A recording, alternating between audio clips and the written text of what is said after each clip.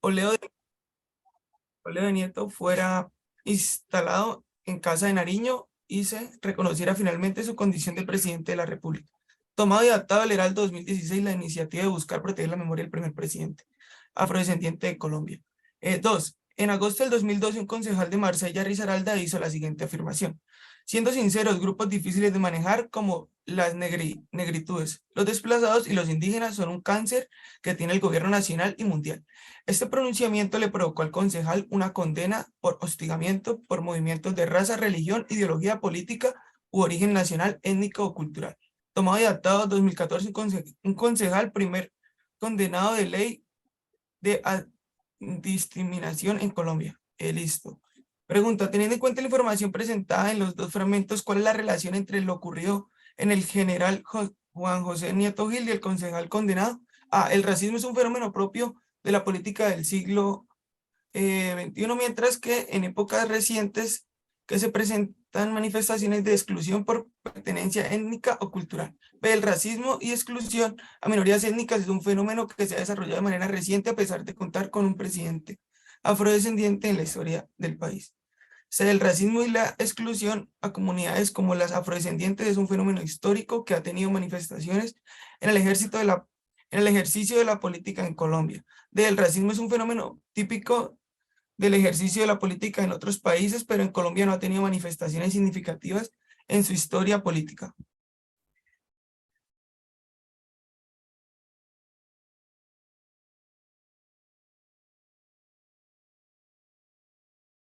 Listo, en ese orden de ideas vamos a ver. Entonces, básicamente, ya les mando la votación para que ustedes elijan. ¿Cómo funcionan las votaciones por aquí por Zoom? Pues como ya se han dado cuenta al inicio, yo mando básicamente una encuestica para que ustedes vayan eligiendo pues la opción que quieran. Básicamente es una encuesta de este estilo. Entonces, ustedes pueden elegir qué opción consideran que es la respuesta correcta. ¿Ok? En este caso pueden elegir que si es la A, la B, la C o la D en esta pregunta. ¿Listo? No hay ningún problema con ello. Así que bueno, mis reyes, vayan haciéndole, vayan eligiendo. ¿Y cuánto tiempo yo les doy para que respondan la preguntita? Pues como apenas arrancamos, yo les doy 2 minuticos y medio para que la mediten bien. A medida que más se acerque la prueba, yo voy intensificándole y eso significa que les doy menos tiempo. Sin más dilación, voten.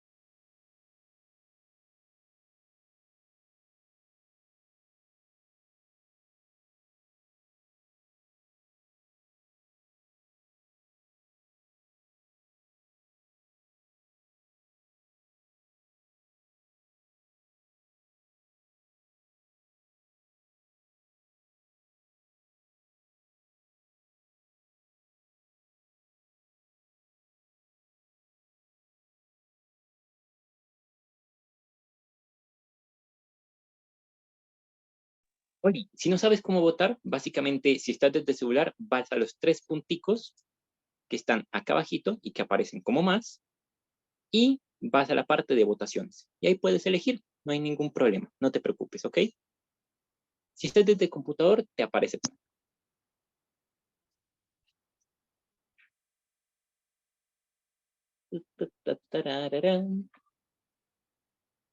Y si quieren el archivo que se los comparta, ya lo hago.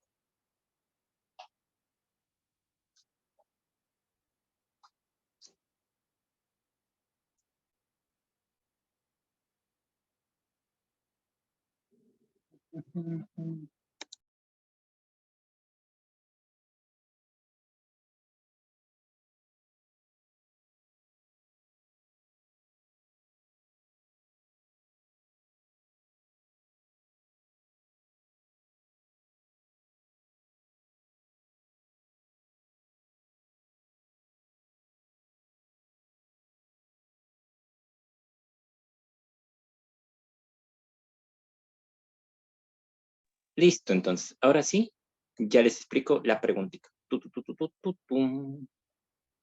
Vale, perfecto. Entonces, básicamente, vamos a ver lo que nos están diciendo. Hablamos de dos situaciones diferentes. En primer lugar, hablamos de el general Juan José Nieto Gil. Efectivamente es un caso de la vida real. De hecho, como dato curioso, hasta Los Informantes, que es básicamente un programa de Caracol, para quien no lo conozca, que es bastante famosito, sacó de hecho un reportaje acerca de este presidente y acerca de todo el proceso que hubo detrás de eso. Y efectivamente fue una condición real, fue algo que ocurrió y fue bastante grave. Tengan en cuenta que estos casos de racismo histórico, y en especial con un presidente, pues son tremendamente complejos, son tremendamente importantes, ¿cierto?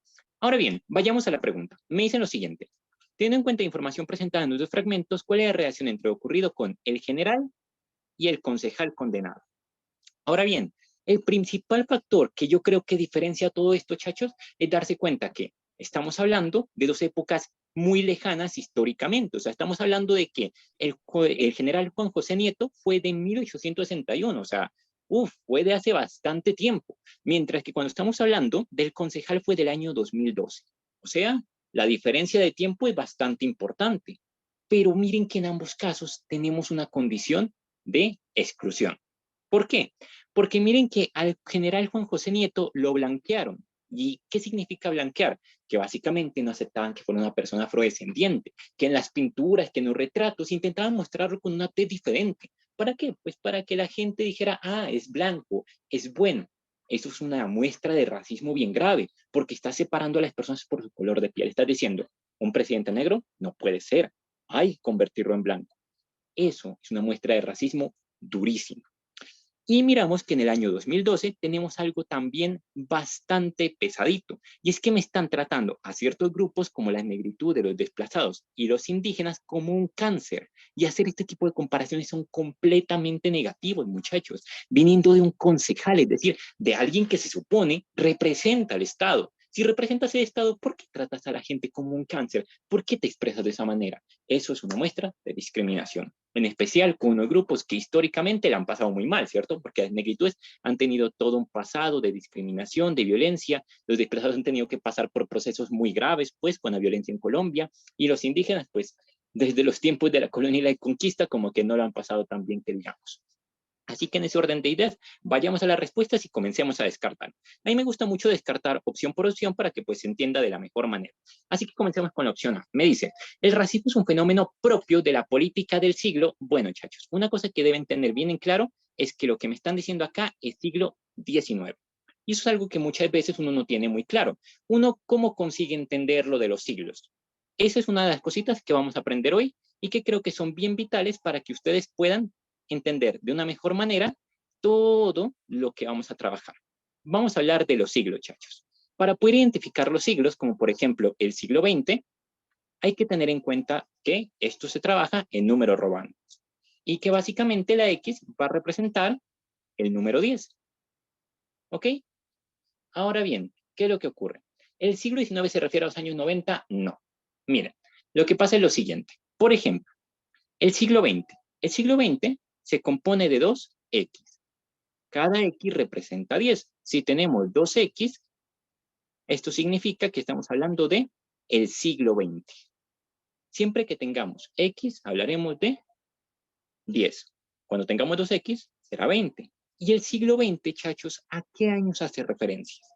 Díganme ustedes, los que sepan, no hay ningún problema. Si no saben, no les voy a decir que me lo digan. Pero las personas que saben, el siglo XX, ¿desde qué año comienza? ¿Desde qué año se toma el siglo XX? Desde 1900.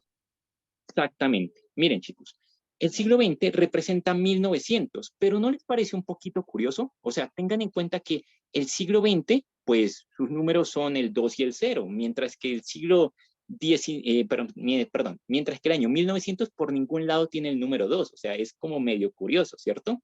Bueno, muchachos, tengan en cuenta lo siguiente. Siempre que hablemos de siglos, hay que tener en cuenta que hace referencia a aquellos años que comienzan con un dígito menos que el siglo al que se hace referencia. Eso suena como algo muy complicado, ¿cierto? Permítanme ponerlo en palabras más sencillas. Miren, chachos, el siglo XX, quitémosle un numerito. Siglo XX menos 1 nos da 19. ¿Y qué hacemos con eso? Pues simplemente le agregamos dos ceritos. Miren, chachos, cuando usted tenga un siglo, por ejemplo, el siglo XX, quiere averiguar a qué años hace referencia. quítele una unidad. 20 menos 1 te da 19. Eso significa que el siglo XX hace referencia a aquellos años que comienzan por 19, es decir, a los años 1900. Chicos, ¿me hago entender por ese lado o todavía no está muy claro? Si quieren, hagamos otro ejemplo para que quede un poco más entendible. No hay ningún problema, Lisette. Ya te pongo otro ejemplo. Vamos a ver. Entonces, vamos, por ejemplo, con este siglo. Con el siglo XIX. Ok, básicamente el siglo XIX se escribe de esta manera. Ahora bien, si pues quieren detenerse en cómo entender los números romanos, eso es un poquito más complicado, pero bueno, ahorita. El siglo XIX, uno ¿cómo identifica a qué años hace referencia? Pues simplemente tenga en cuenta que X representa 10, ¿ok? Esto de acá, ¿qué significa? El que tengamos una rayita antes del X, ¿qué significa? Significa que hace referencia al año 9, es decir, un año menos que el 10. Eso significa que acá estamos haciendo referencia a el siglo XIX. Poner siglo X y X es hacer referencia al siglo XIX. Pero para averiguar a qué años nos referimos con esta palabra, con este título, ¿cómo lo identificamos? Pues simplemente, chicos, lo que hacemos es que le quitamos una unidad. Siglo XIX menos 1 nos da 18. ¿Eso qué significa? Que el siglo XIX hace referencia a aquellos años que comienzan por 18. ¿Y qué años comienzan por 18? Los 1800. Por ejemplo, si nosotros tuviéramos el siglo XVII y queremos averiguar a qué años hace referencia, simplemente le quitamos una unidad y nos da 16. Eso significa que hace referencia a los años que comienzan por 16, es decir, los 1600. Ahora bien, chachos, ¿los siglos cuánto duran? ¿Hasta qué año van los siglos? Pues recuerden que un siglo hace referencia a un periodo de 100 años. Por lo tanto, el siglo XIX comienza en 1800 y va hasta 1899. ¿Por qué no hasta 1900? Porque en 1900 ya comienza el siguiente siglo. ¿Siempre se le agregan 2 ceros al final? Sí. Cuando hablamos de los años que comienzan por 16, le agregamos 2 ceros al final y hablaremos de los años 1600. Efectivamente se hace eso. Entonces, en resumen, chachos, básicamente siempre que tengamos una cantidad de siglos y queramos averiguar a qué años se hace referencia, lo que tenemos que hacer es que a la cantidad de siglos le restamos 1 y así identificamos con qué números comienzan los años a los que se hace referencia. Siglo XIX menos 1 me da 18. Significa que el siglo XIX hace referencia a los años que comienzan por 18, que son los 1800. ¿Y hasta cuándo va ese siglo? Hasta 1899, pues cada siglo tiene una duración de 100 años. Entonces, chachos, ¿me hago entender para los que tienen dudas? Juliet, ¿sigue sin entender? ¿Está claro? Comenten. Tú. Okidoki. Entonces, ahora sí, vayamos para acá. Volvamos a nuestra pregunta y démosle. Perfecto. Entonces, por acá nos dicen, el racismo es un fenómeno propio de la política del siglo XIX. ¿A qué años hacemos referencia? A los 1800. Mientras que en épocas recientes no se presentan manifestaciones de exclusión por pertenencia étnica o cultural. Chachos, esto es completamente erróneo. ¿Por qué? Porque tengan en cuenta que sí, efectivamente el racismo se presentaba en el siglo XIX, efectivamente ocurría en los 1800. Ejemplo de ello, pues es el general, ¿cierto? Efectivamente, eso es cierto. Pero también ocurre en la actualidad y eso se puede ver en el segundo fragmento. Decir que únicamente ocurría en el pasado es erróneo, porque de hecho sigue ocurriendo. Ocurre con concejales que se expresan de las personas de una manera completamente incoherente. Por lo tanto, decir que únicamente estaba en el pasado es erróneo y se descarta la opción A. Recuerden que estamos buscando algo que me explique ambos casos, tanto lo del general como lo del concejal. Así que la opción A me deja por fuera lo del concejal, no me lo tiene en cuenta y por ello se descarta. Hasta ahí, ¿todo claro? ¿Me hago entender con ese descarte?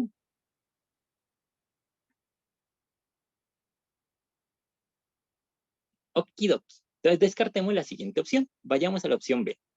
Me dice, el racismo y exclusión a minorías étnicas es un fenómeno que se ha desarrollado de manera reciente, a pesar de contar con un presidente afrodescendiente en la historia del país. Chicos, aunque es verdad que se ha desarrollado, sí, en estos años, también hay que reconocer que ha existido desde hace mucho tiempo. Ejemplo de ello, nuevamente, es el general Juan José Nieto. La opción B, miren que no me está especificando eso, no me está diciendo que al general también se le hacía racismo, únicamente me están hablando de que efectivamente tenemos un presidente afrodescendiente, pero no me están especificando, no me están siendo claros con que él también pasó por el proceso del racismo, tuvo que soportarlo. Así que en ese orden de ideas, no me está teniendo en cuenta el caso del general, no me lo está relacionando bien, y por ello se descarta la opción B. En el ICFES aparecerán sucesos que no son reales. En general te ponen cosas que sí son reales, pero hay casos muy concretos en donde te ponen ejemplos que son irreales. Sí, hay casos muy concretos. Pero la mayor parte de ejemplos, de sucesos que te da el ICFES son situaciones que han ocurrido en la realidad. Así que bueno, vayamos con la opción D. El racismo es un fenómeno típico del ejercicio de la política en otros países, pero en Colombia no ha tenido manifestaciones. Completamente erróneo, porque literalmente estos dos fragmentos ocurren en Colombia. O sea, ambos están ocurriendo en el país. La opción D te está diciendo totalmente lo contrario, te está diciendo como, no, en Colombia no pasa. Pero ¿cómo puede ser posible eso si literalmente tenemos dos fragmentos históricos que me están demostrando que sí ocurre? Así que en ese orden de ideas, la D, descartadísima. Y por ello nos quedamos con la opción C. El racismo y exclusión a comunidades como las afrodescendientes, sí, efectivamente, ambos fragmentos hablan de comunidades afrodescendientes, es un fenómeno histórico que ha tenido manifestaciones en el ejercicio de la política en Colombia, efectivamente. ¿Qué significa un fenómeno histórico? Significa que es un fenómeno que ha ocurrido en un largo periodo de tiempo, es decir, ha marcado la historia, ha ocurrido durante tantos años que la historia ya está marcada, ya tiene muestra de eso. Y sí, efectivamente, lo que ha ocurrido con el general y con el concejal nos muestra que el racismo es un problema estructural, un problema que tiene mucho tamaño. Así que en ese orden de ideas, pues efectivamente se tratará de la opción C. ¿Y por qué mencionan la política, chachos? Porque pues en el primer fragmento hablábamos de un presidente y en el segundo de un concejal. Así que mencionar ese tema es completamente correcto. Por ello en esta pregunta la respuesta es la C. Así que chachos, si está claro, porfa, confirmen con un sí ahí en el chat.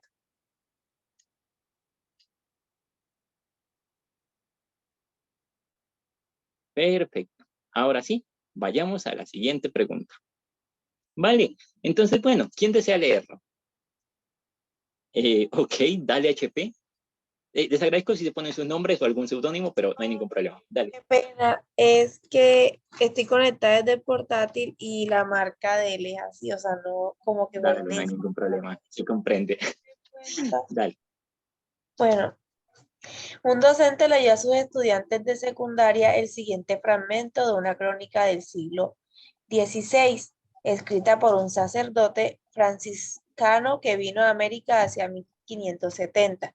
Estos manes, sacerdotes indígenas, para dar a entender que consiguen y alcanzan enteramente del dominio lo que otros indios les ruegan, se van a los montes y arcaucos y partes lagunosas y cenagosas, y allí invocan al demonio en su lenguaje y dan muchos golpes con varios árboles, con varas en árboles. Son estos indios grandes carniceros de carne humana y de cualquier otra carne.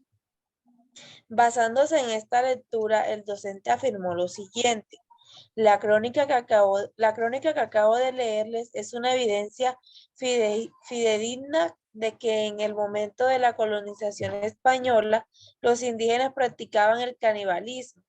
Esta situación nos muestra que la conquista sirvió para desterrar la barbarie de los pueblos precolombinos y abrir las puertas a la civilización. El uso que le dio el docente a la fuente histórica para indicar que los indígenas eran caníbales resulta acertado, pues su afirmación se apoya en un docente histórico que registra la visión de un testigo directo e imparcial de los acontecimientos de la época. B. Inadecuado, pues la crónica da cuenta de la perspectiva de los colonizadores españoles y puede ser una fuente sesgada sobre las prácticas de los indígenas. C. Dudoso, pues si la conquista abrió las puertas de la civilización a los pueblos aborígenes, la situación actual de los indígenas indica que la barbarie continúa. De errónea, pues deja a un lado los contextos rituales que se describen en la crónica y no explica el significado de palabras como moanes o arcabucos.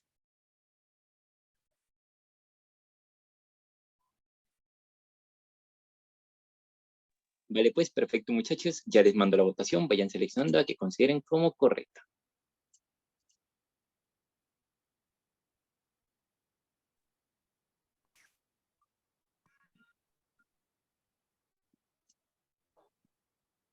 Sí, lo compartí por el grupo de anuncios, PC.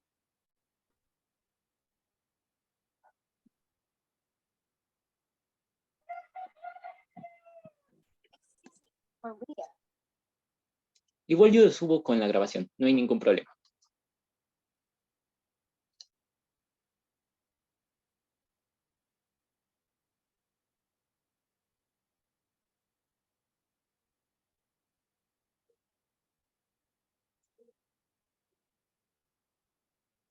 ¿Qué es fidedigna? ¿Qué es válida? ¿Qué es cierta? ¿Qué es una muestra? ¿Qué es real?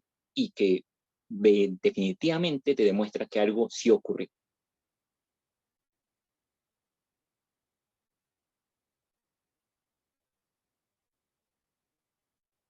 Que vino a América hace 1570. Estos moanes eran indígenas. XD. Bueno, vayan votando. Relax, es la primera clase. Es normal que se les prenda a mí, creo que sean un poco inexpertos. Tranquilos.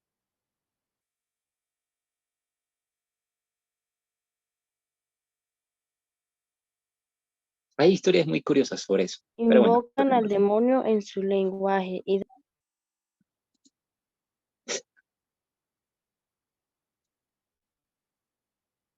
humana y de cualquier.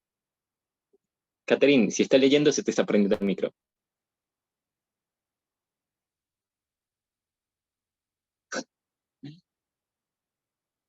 Ok, voten, tranquila. El momento de la colonización. ¿Yo cuándo? Bueno, para evitarlo, dame un segundo. Ya.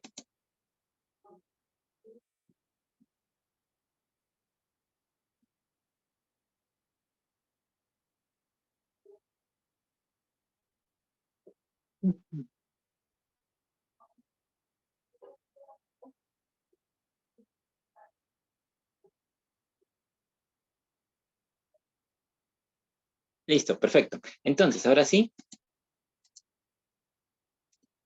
Ok, la mayoría se fue por la opción B. Entonces, bueno, vayamos a ver esta preguntita. Me dicen lo siguiente. Básicamente estamos hablando de un docente que está utilizando un fragmento histórico. Me dicen lo siguiente. El docente leyó a sus estudiantes de secundaria el siguiente fragmento de una crónica del siglo XVI. Ok, en primer lugar voy a estar explicando detallito a detallito qué es lo que hay por acá. ¿Listo? Entonces, miren, cuando estamos hablando de una crónica, chachos, básicamente es un relato que ocurre en orden cronológico. De ahí su nombre. ¿Y qué significa que hablemos de algo cronológico, chachos? Cuando hablamos de algo que está escrito en orden cronológico, significa que respeta el orden de las cosas, es decir, que me muestra lo que ocurrió primero, que después me muestra lo que ocurrió segundo y por último lo que ocurrió tercero.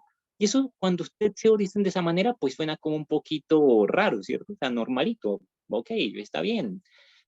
Que me lo cuenten así, ¿qué tiene de especial? Pues bueno, muchachos, las crónicas eran muy utilizadas, por ejemplo, en la época de la conquista, para narrar las excursiones, los viajes que hacían los conquistadores, y para narrar pues todo el trayecto, ¿cierto? Iban diciendo, bueno, yo primero llegué a este sitio, miré a esta gente, después tuve que ir por todo este río hasta llegar a esta comunidad y me encontré con esto.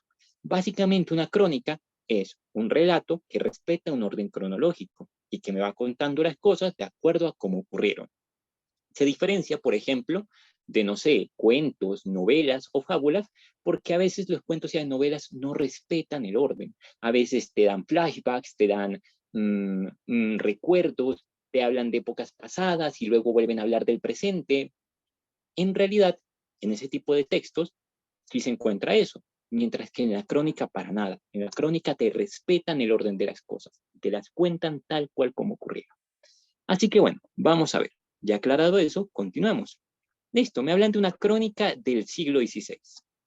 Bueno, chachos, si hablamos del siglo XVI, ¿a qué años estaríamos haciendo referencia? Con lo que ya vimos hace un momentico. Tranquilo, si todavía no tiene mucha práctica, no hay ningún problema.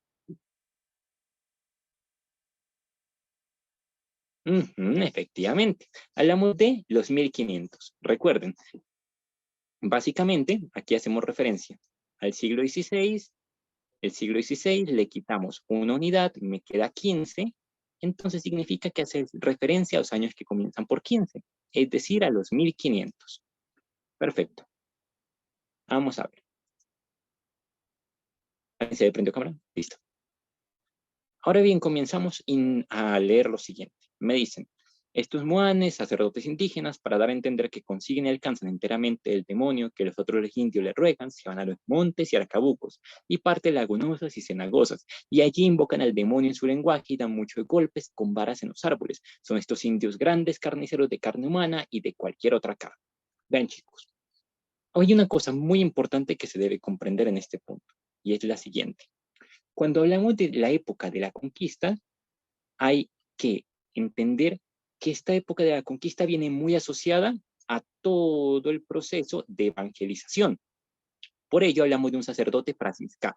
¿Qué es el proceso de evangelización? ¿Qué es esa vaina, básicamente? Cuando hablamos del proceso de evangelización, a lo que hacemos referencia es básicamente al intento de los españoles de convertir a los indígenas al catolicismo.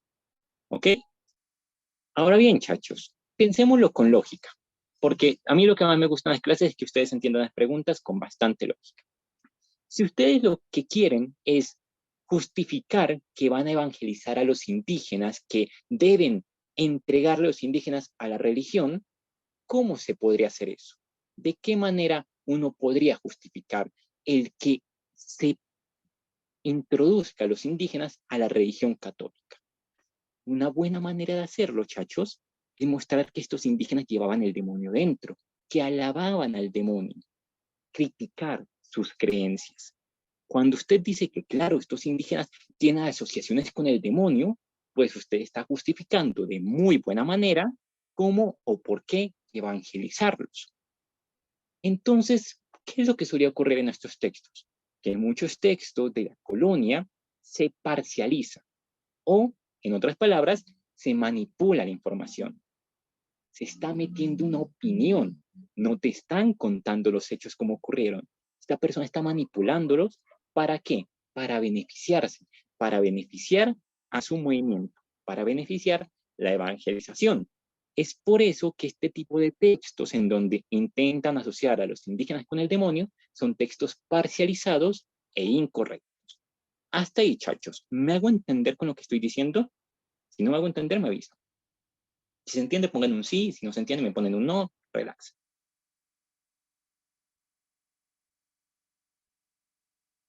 Perfecto, chicos. Ok, no me entienden, no hay ningún problema. Ya te vuelvo a repetir. Mira, lo que pasa es lo siguiente. Voy a explicar de una manera mucho más puntual. Entonces, imaginémonos básicamente lo siguiente. Estamos hablando de los 1500. ¿Ok? América fue descubierta en 1492, en 1500 pues apenas estábamos conociendo América o apenas estaban conociendo los españoles América, así que todavía era un territorio bastante inexplorado. Ahora bien, recuerden que durante el proceso de todo lo que es la conquista, hubo una participación bien importante de los sacerdotes y de la iglesia. ¿Por qué? Porque los españoles estaban asociados con la Iglesia Católica. De hecho, a los españoles, a sus reyes, se les decía los reyes católicos, por la fuerte asociación existente entre sus reyes y la Iglesia. Entonces ya se imaginarán que pues llegaron muchos sacerdotes a América intentando evangelizar a los indígenas. ¿Qué es eso de evangelizar? Pues básicamente convencer a los indígenas, o en otras palabras, obligarlos, en algunos casos muy puntuales, a que se unieran a la religión católica. Exactamente, cambiarlos, cambiar sus creencias para que dejaran de creer en los dioses que ellos tenían, que podrían ser los dioses de algunos, del sol, de la luna, y que creyeran en el Dios católico. Ahora bien, claramente usted y pues tenía que justificar ante los españoles, bueno, los españoles tenían que justificarse a ellos mismos porque hacían eso, ¿cierto? O sea, bueno, yo por qué estoy haciendo toda esta evangelización, yo por qué estoy intentando convertir a todos estos indígenas al cristianismo, al catolicismo.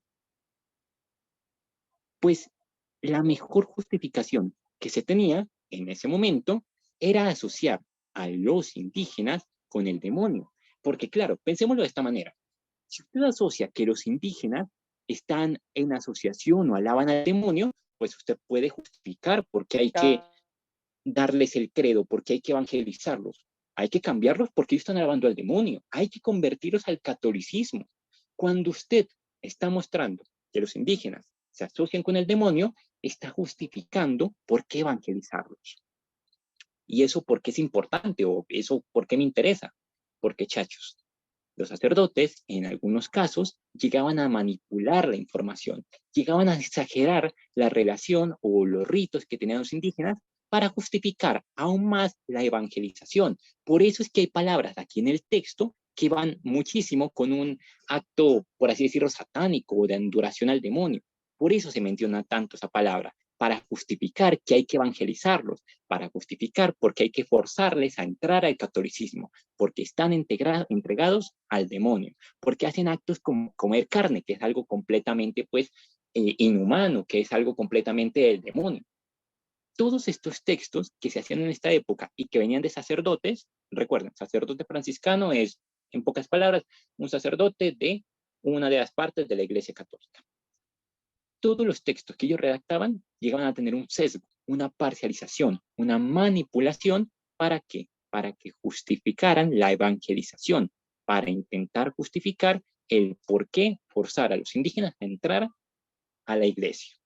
En otras palabras, son textos manipulados.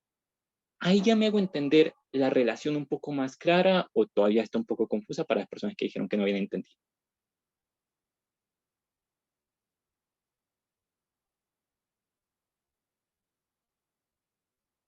Okidoki. ¿Ya está claro? Continuemos. Listo. Entonces, en resumen, tenemos que el texto está manipulado. Y ahora sí, yo les voy a decir, si un texto está manipulado, muchachos, ¿uno debería creer en él totalmente? ¿Sí o no? ¿Ustedes qué dicen? Si un texto yo sé que está, que le ponen manipulación, que como que lo están trastocando, pues yo no puedo confiar completamente en él, ¿cierto? Hay que cogerlo con pinzas, porque aquí hay algo que está mal.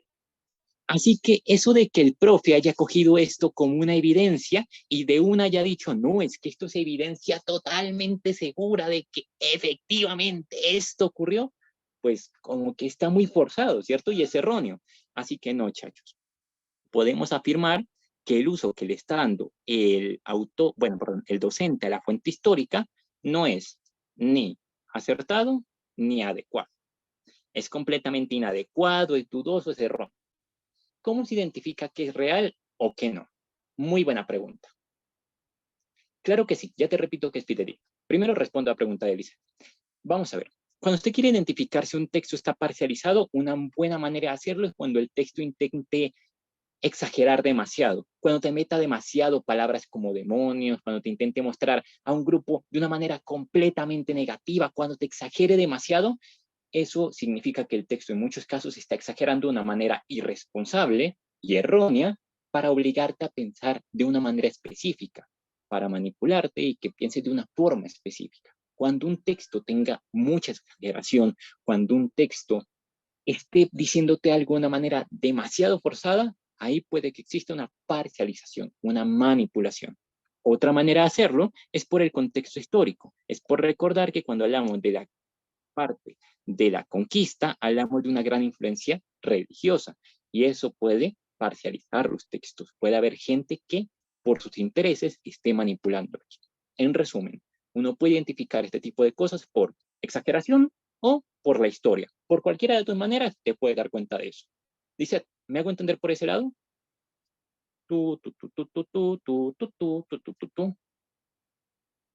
Dale, con todo gusto. Ahora sí, vayamos con lo que era fidedigno. Cuando te hablan de que algo es fidedigno, es algo que es verdadero, que es correcto, que está totalmente cierto, básicamente. Por ejemplo, acá te están diciendo que el profe dice que esta es una evidencia fidedigna, es decir, es una evidencia cierta, irrefutable, completamente correcta, acertadísima. Y eso no es así, porque como ya nos dimos cuenta, el texto está manipulado. Así que en ese orden de ideas descartamos la A, acertado. Así que comencemos a descartar opciones, chachos. Vamos con la C y la D.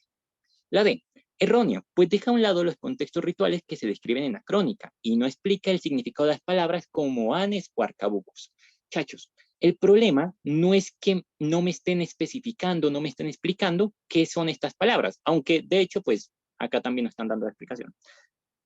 Pero el problema no radica en que se esté dando o no la explicación de las palabras, radica en que existe una manipulación, una parcialización de cierto grupo. Así que en ese orden de ideas, no, chachos, el problema no es el que se esté dando, o no se esté dando, perdón, la definición de unas palabras. Es algo mucho más profundo que eso. Así que en ese orden de ideas, la D descartada. Recuerden algo muy importante, y esto va a ser una regla de oro de ahí en adelante. Siempre que ustedes tengan una opción de respuesta que comience por una palabrita y luego tenga una justificación, hay que tener en cuenta que para que esta opción sea correcta, tiene que estar bien tanto la palabrita inicial como la justificación. Si una opción de respuesta tiene dos partes, ambas tienen que estar bien para que sea la respuesta correcta. De nada me sirve que la primera parte esté bien si la justificación está mal. De nada me sirve que esté dando una justificación buena si me está dando una palabra errónea. Chicos, siempre las opciones correctas van a tener todo bien. Si tiene una parte mal, no me está dando una buena explicación, no me está dando una buena justificación, y por ello se descartan. Bueno, hasta aquí, ¿todo claro? ¿Voy bien? ¿Voy un poco rápido? Si quieren que le baje el ritmo, me avisan.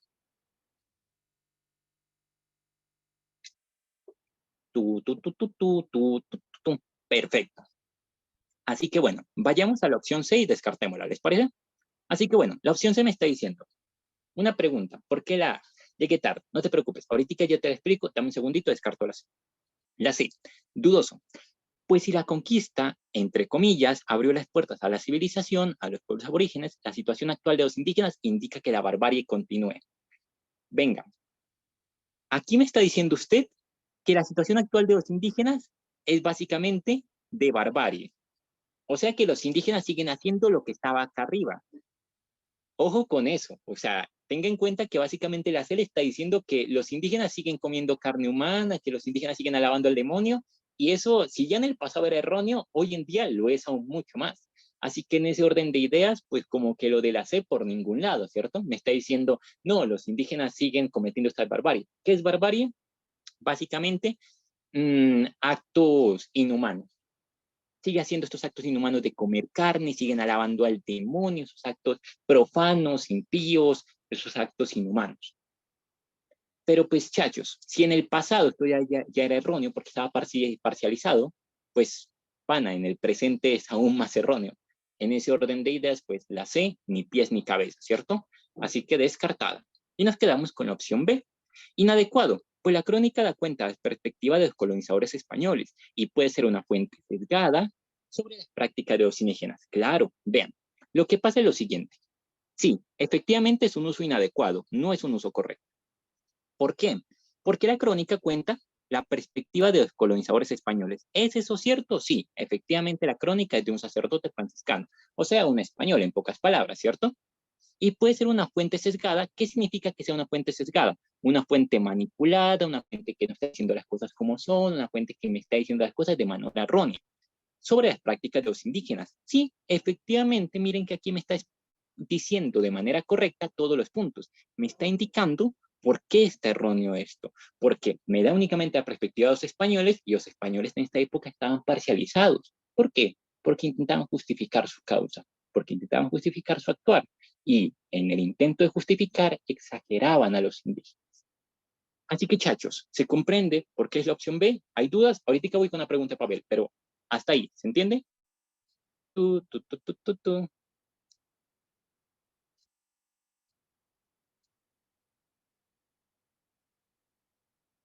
no te preocupes, Alejandra, no hemos adelantado mucho, tranquila. Dice así. La C dice que los indígenas actualmente no son civilizados, entendí yo. Básicamente sí, la C te está diciendo que los indígenas hoy en día siguen siendo incivilizados y eso es una afirmación prejuiciosa y completamente errónea. Los indígenas hoy en día están al mismo nivel que cualquier ciudadano del país. Una pregunta, ¿por qué se descarta la A? Vamos a ver, la A se descarta por lo siguiente. Me está diciendo que el uso que se está dando a la fuente es acertado. Básicamente, esta información que está acá no es acertada o no está bien. ¿Por qué? Porque parte de la afirmación de un sacerdote franciscano. El sacerdote franciscano lo que va a intentar en esta época, que son pues los 1500, es básicamente justificar la evangelización. Para ello, básicamente intenta manipular las afirmaciones que existen por acá para justificar su causa. Y en ese orden de ideas, como está manipulando esa información, no se puede confiar completamente en ella. Por lo tanto, que el profe confiara completamente en ella de un solo tajón o de un solo tiro es erróneo y por ello no es acertado. Por ello, se descarta la A. ¿Me hago entender, Pavel?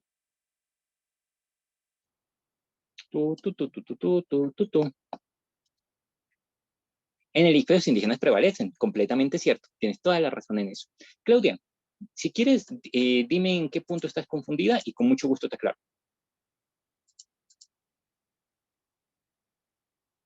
Si quieres, prende micro y dime en qué parte te confundiste, o si quieres, dilo por el chat, tampoco no hay ningún problema, y con mucho gusto te va a aclarar, no hay problema con ello. No, es que, perdón, yo siempre hago rayitas para descartar opciones. Y ya lo voy a poner de rojo para que no se confundan. Claro, con mucho gusto, Luna. Básicamente lo siguiente, en el ICFES pasa una cosa curiosa. Si quieren, mencionemos eso, porque es una cosa importante, denme un segundito y la mencionamos de manera, pues, un poquito más explicadita. Básicamente pasa lo siguiente, chachos. Bueno, esto ya lo verán con Santiago de una manera mucho más puntual, pero pasa lo siguiente. Situémonos en el año 1991. El año 1991 fue supremamente importante para Colombia, muchachos. Y ustedes se preguntarán, bueno, ¿y por qué fue importante? O sea, ¿qué tiene de relevante este añito pues, para el país? Básicamente, ese año, exacto, Laura, bien ahí. Ese año se creó la nueva constitución que hasta hoy impera en el país. Bueno, no se preocupen, yo suelo dar mini explicaciones dentro de mis clases para medio contextualizar las cosas, así que si no saben qué es la Constitución del 91, aquí se viene una mini explicación. Vamos a ver, pasa lo siguiente. Miren, chachos, la Constitución, para resumirse de una manera muy general, es la ley de leyes. Las constituciones son una serie de leyes que te definen cómo va a funcionar el país a grandes rasgos. Te dice, básicamente, este país es una democracia, en este país se defienden los derechos humanos, en este país defendemos a las mujeres o a los niños o a los indígenas, en este país buscamos igualdad de condiciones. La Constitución te aclara los puntos fundamentales con los que funciona una nación. Te especifica lo fundamental, las reglas básicas que existen dentro del Estado, dentro de la nación. Mejor dicho, son las reglas que cimentan al país. Ahora bien, en ese orden de ideas, pues ya se imaginarán que la Constitución es supremamente importante, ¿cierto? ¿Y qué ocurre con esto, chachos? Que pues bueno, en el año 1886, cuando el país pues era bastante joven, por decirlo de alguna manera, se creó una constitución, después de muchísimas luchas. O sea, no se imaginarían cuán complicado fue crear esta constitución, porque había gente que no estaba de acuerdo, que decía, no, es que esa constitución a mí no me gusta, cámbiele esto, que le cambie lo otro, que yo no estoy de acuerdo, que yo voy a hacer una guerra civil porque no me gustó la constitución. No se imaginan el complique que fue eso. Pero bueno, en el año 1886 se creó una constitución. Esta constitución era muy conservadora. ¿Y qué significa que sea conservadora, chachos? Básicamente, esta constitución era muy de corte de defender la tradición, de defender la familia, de defender a la Iglesia Católica como la única imperante en la nación, de reconocer o darle importancia únicamente a las personas de tez blanca, por ejemplo, de no darle tanta importancia a las personas afrodescendientes, de no darle tanta importancia a las personas, por ejemplo, indígenas. En ese orden de ideas, pues esta constitución era, pues sí, conservadora y bastante estricta. Ahora bien, pasaron muchos años, sí, el país creció, cambió, vivió muchos problemas, bueno, hasta que llegó 1991. Y 1991, ¿qué pasó en ese año o por qué es importante o qué tiene de relevante? Pues chachos, básicamente en 1991 nos dimos cuenta de que nuestra constitución de 1886 estaba vieja, estaba obsoleta. ¿Qué significa que esté obsoleta? Que pues ya no sirve. O sea, la Constitución sí te habla de unas cosas que hoy en día como que ya no solucionan nuestros problemas. O sea, ya no sirven tanto y cosas que nos dimos cuenta con el tiempo que estaban mal. Así que, ¿qué dijo la gente? Pues pana, quitemos la Constitución, ¿cierto? Y creemos una nueva. Esta es la Constitución del 91. No voy a detenerme mucho en cómo surgió, sino que voy a decir qué defiende. La Constitución del 91, a diferencia de la del 86, que era conservadora, es mucho más liberal. ¿Eso qué significa? Que tienen cosas que son muy, por decirlo de alguna manera, muy laxas y que reconocen a muchos más grupos. No únicamente se le da relevancia a los grupos de tez blanca, no. Ya reconocemos a los grupos indígenas y también reconocemos a los afrodescendientes y a todas las minorías que existen dentro del país. Ahora bien, ¿qué es lo que ocurre con esto? Pues básicamente, sí, chévere que usted reconozca que pues existen los indígenas y que también existe la comunidad afro en el país, pero hay un problema, y es que después de tantos años, o sea, imagínense, 100 años que usted tuvo una constitución que no lo reconocía. Imagínense que los indígenas ya estaban debilitados, porque pues tenga en cuenta que habían pasado por un proceso de conquista, de masacres, o sea, los indígenas estaban en la situación repaila, por decirlo de alguna manera. Y si usted llega y de pronto lo reconoce, pues sí, bacano. Pero pana, los indígenas ya estaban muy menguados, estaban en una situación muy grave. Si usted tiene un grupo que está muy, pero muy mal, ¿qué tiene que hacer? Pues protegerlo porque si no, desaparece. Es por ello que la Constitución del 91 decidió que a los indígenas se les iba a dar una especial protección. Es decir, los indígenas siempre se les protege, siempre se les tiene en cuenta, siempre son priorizados. ¿Por qué? Porque son parte importantísima de la nación, porque ellos siempre representan a un grupo que ha sido abucheado, explotado, pisoteado, y hay que defenderlo. ¿Para qué? Para que no desaparezca. Es por ello que la Constitución del 91 protege muchísimo a los indígenas. Y eso, pues, como para el ICFES, ¿por qué me importa? Porque esta condición en muchas preguntas ICFES aparece. Siempre te preguntan en alguna situación qué opinión va a prevalecer, qué grupo siempre prevalece. Y el grupo que siempre prevalece va a ser los indígenas, porque son los a los que hay que proteger. Chicos, ¿me hago entender por ese lado? ¿Se entiende por qué se protege a los indígenas? ¿Este pequeño contexto histórico queda claro? Si no queda claro algo y ustedes quieren que yo repita, que bueno, vaya diciendo otra cosita, ustedes me dicen y con muchísimo gusto les aclaro. No hay ningún problema. Bueno, y aquí hagamos una mención importante. A los indígenas sí se les... Bueno, no voy a borrar esto porque sé que alguien de pronto necesite los apuntes, aunque no son muchos, pero puede que alguien necesite, ¿cierto? Así que lo voy a dejar ahí. Pero miren que la Constitución del 91, pues sí, dijo, a los indígenas hay que protegerlos. Bacanísimo. ¿Existe algún grupo adicional que pues tengamos que proteger, que tengamos que tener en cuenta porque, pues, no sé, son grupos vulnerables? Pues miren, en ese momento la gente se sentó ¿Los indígenas prevalecen sobre los demás? Prevalecen en los conflictos. Prevalecen en los conflictos. Siempre que haya un conflicto, la opinión que más va a tener importancia es la de los indígenas. ¿Eso significa que sean más ciudadanos que nosotros? No. Pero en un conflicto en donde ellos estén siendo afectados, siempre va a prevalecer su bienestar. Siempre va a prevalecer el que se proteja a ellos. ¿Ok? Ahora bien, vamos para allá. Aguántense. Vamos a ver. Esto es exactamente.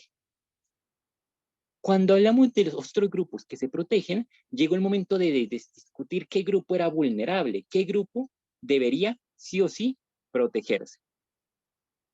Y la gente dijo, pues, ¿qué grupo es extremadamente vulnerable? ¿Qué grupo no tiene ninguna culpa? ¿Qué grupo es aquel grupito que tiene inocencia? Que todos decimos que es inocente, que no tiene la culpa de nada, que a nadie le ha hecho nada, que no tiene que pagar por los errores de nadie. ¿Qué grupo es ese, chachos? Exactamente, los niños.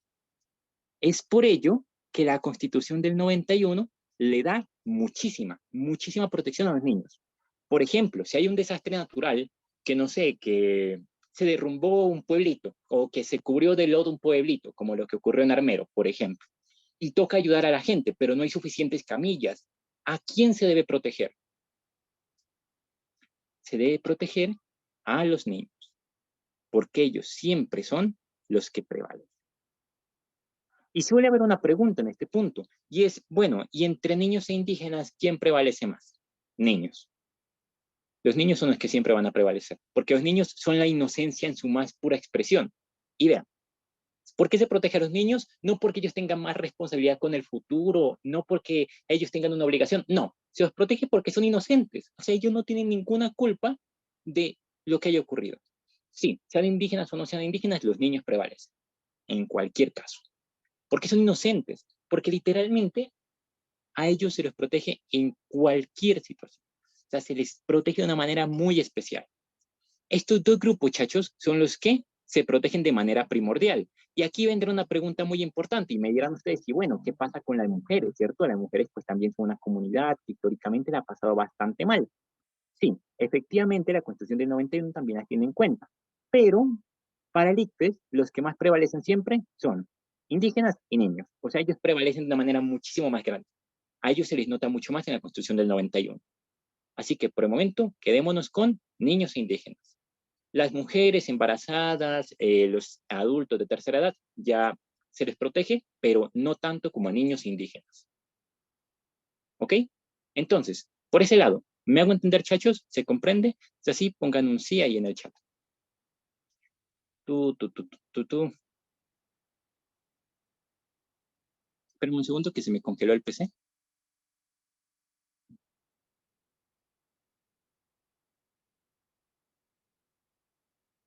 Ok, locas. Listo, perfecto. Si hay alguna pregunta, voy a revisar si hay alguna pregunta mientras se me descongela el PC. ¿Los niños tienen más derechos que cualquier persona o minoría?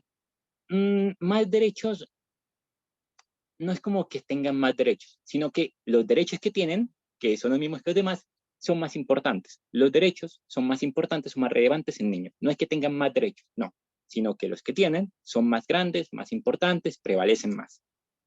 Exacto, se les da prioridad. Entonces, si por ese lado está claro, volvamos a nuestra pregunta y ahora sí continuamos. Esa es una mención importante porque es una de esas cosas que hay que tener pero clarísimas para la prueba, así que por ello nos detuvimos un momento por acá. Bueno, vayamos a la pregunta número 3. Así que bueno, ¿quién desea leerla, chachos? Yo ya la había pedido. Ah, dale, dale, mi rey.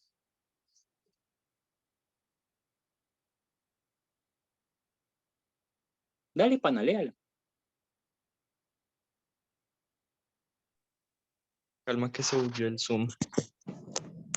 Ah, ok, dale, no hay ningún problema. A propósito del asesinato de Jorge Eliezer Gaitán, una agencia de seguridad internacional que investigó el asesinato dijo: la ausencia de pruebas en los cargos contra los tres partidos se acentúan más por la clara evidencia en los expedientes que involucra a Es Juan. una pregunta. Ah, Carmen, tienes el micro prendido, mi reina, ya te doy silencio. En fin, no se preocupen, primera clase. Continúa. Pero... ¿Dónde iba? hubiese sido el autor de los disparos que acabaron con la vida de Jorge Eliezer Gaitán en el mediodía del 9 de abril de 1948, tomada de la revista Credencial de marzo de 2006. Las afirmaciones de la Agencia de Seguridad Internacional y el señor Santos Molano son: A, equivalentes ya que dicen lo mismo con diferentes términos; B, incompatible y claramente opuestas; C, coherente y perfectamente compatibles; y D, complementarias ya que una complementa a la otra. ¿Listo, pues? Entonces, en ese orden de ideas, Contra tres personas. perfecto. Ya les mando la votación, vayan seleccionando la que consideren como correcta.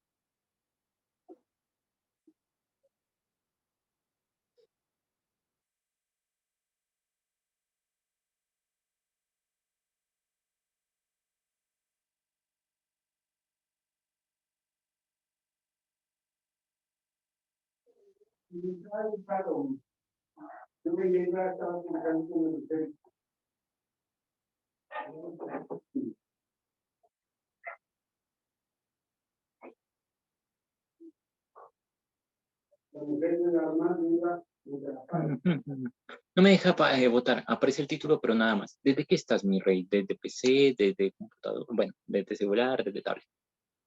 ¿No les deja votar? Uy. Pues si quieren, si desaparece el título, pues simplemente ciérrenlo, vayan a la parte de abajo de la pantalla y vayan a votaciones. Y pues ahí tiene que aparecer ahora sí bien.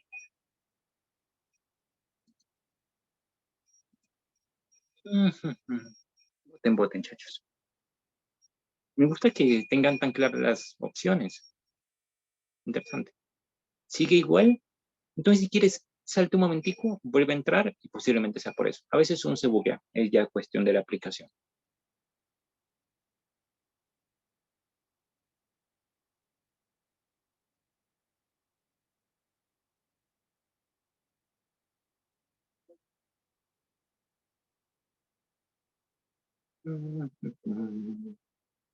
Voten, voten, chachos. Me gusta que están muy participativos, eso es bonito.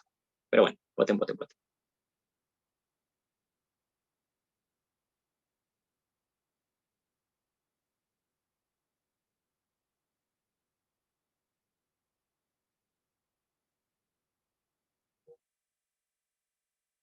Claro que sí, María.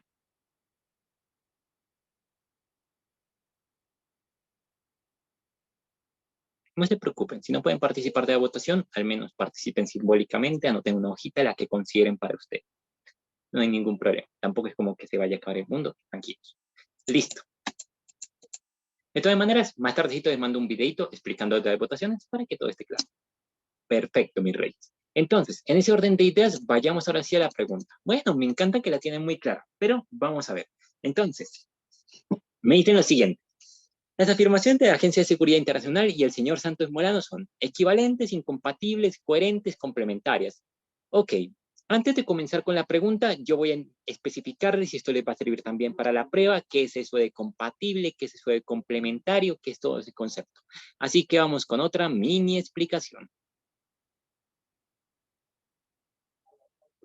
Listo, comencemos. El primer término que vamos a trabajar va a ser el término de compatible.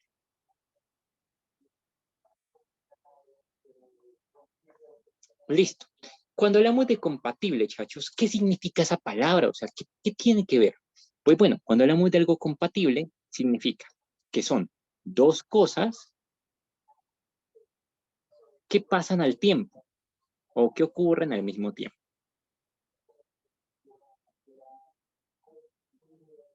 Pero que no se apoyan entre sí. Y eso sonará muy complicado. No se preocupen. Ya les voy a especificar cómo es eso. Bueno, chachos, por ejemplo, vamos a ver. Una cuestión compatible, podemos pensar por un ejemplo en el colegio. ¿Listo? Que me parece un ejemplo que todos podríamos entender. Entonces, en el colegio, a usted le pueden poner 2 exámenes el mismo día.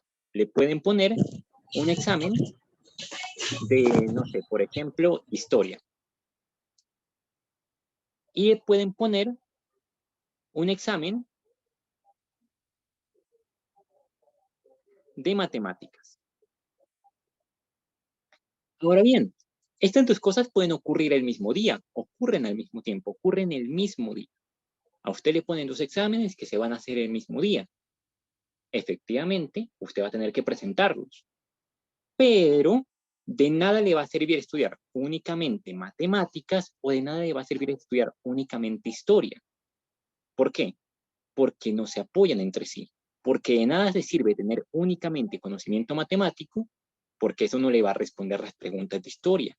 Ni únicamente le va a servir tener el conocimiento de historia, porque eso no le va a responder las preguntas de mate. Ambos exámenes ocurren al mismo tiempo, pero no se apoyan entre sí. No se apoya el conocimiento del uno con el del otro. Ahora bien, pongamos otro ejemplo. Vamos a ver. Entonces, pero eso es incompatible, no. Me refiero a que estén ocurriendo el mismo día. No me estoy refiriendo a que ocurran a la misma hora. Ojo con eso. Exactamente. Son cosas que no tienen nada que ver, sino que simplemente ocurren al mismo tiempo. Ese es el concepto de compatibilidad. Exactamente. Entonces, otro concepto de compatibilidad. Pensemos en otro ejemplo. Listo. Entonces, usted puede estar leyendo mientras come algo. Miren que usted está haciendo 2 cosas al mismo tiempo. Son 2 cosas compatibles. Se puede leer al mismo tiempo que usted come algo, que no sé, se come una hamburguesa, que se come unas papitas, no hay ningún problema. Usted puede ir haciendo las 2 cosas al tiempo. ¿Qué significa eso? Que son compatibles. Pero una cosa no apoya a la otra, ¿cierto? El hecho de que usted esté comiendo no significa directamente que usted vaya a leer más ni mejor. Y el hecho de que usted esté leyendo no significa que vaya a comer más o mejor. Miren que no se apoyan entre sí. Son 2 cosas que pasan al tiempo, pero no se apoyan entre sí. Eso es el sinónimo, o ese es el significado de compatibilidad. Así que en ese orden de ideas, ¿me hago entender, mis reyes? ¿Se comprende qué es eso? No hay ningún problema. Les pongo otro ejemplo. Vamos a ver.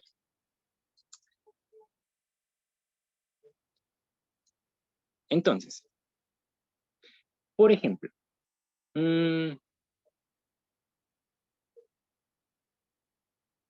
vamos a ver. Pensemos en lo siguiente.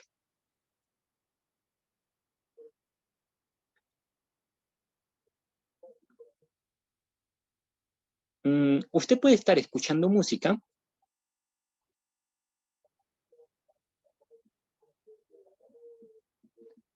al tiempo que manda un mensaje.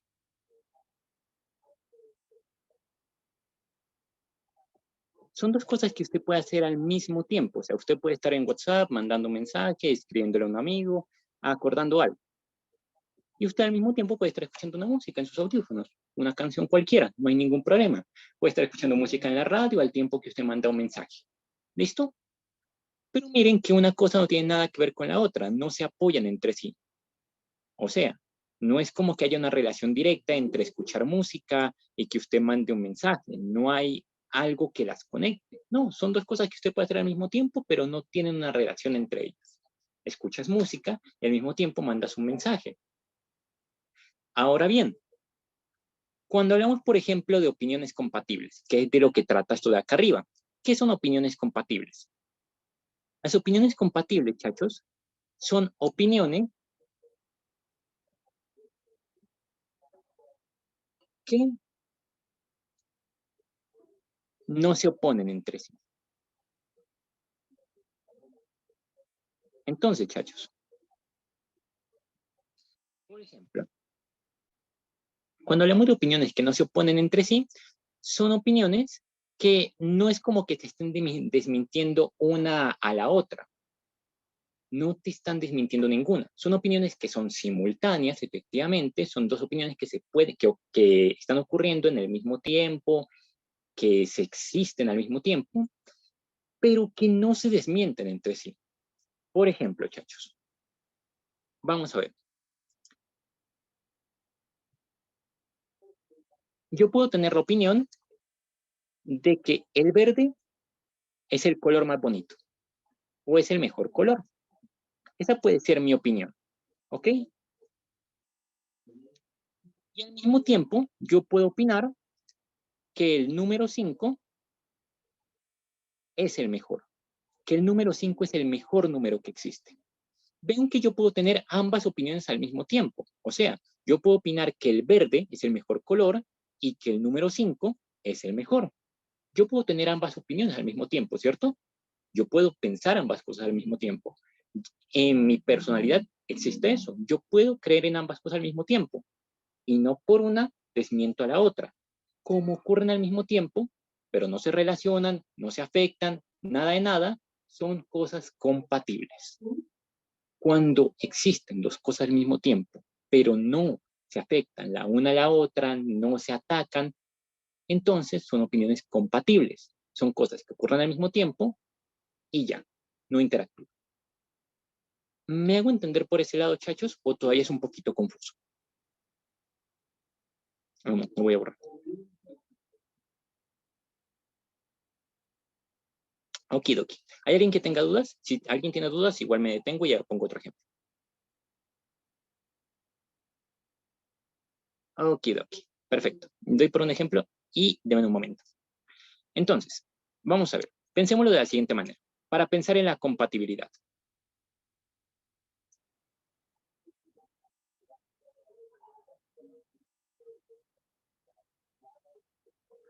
La compatibilidad hace referencia a dos cosas. Cosa número 1, cosa número 2. Ambas cosas ocurren al mismo tiempo o pueden tenerse al mismo tiempo.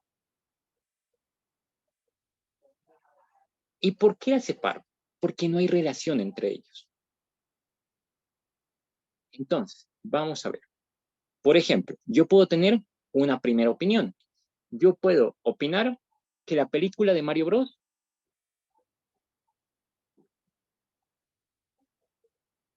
Es excelente.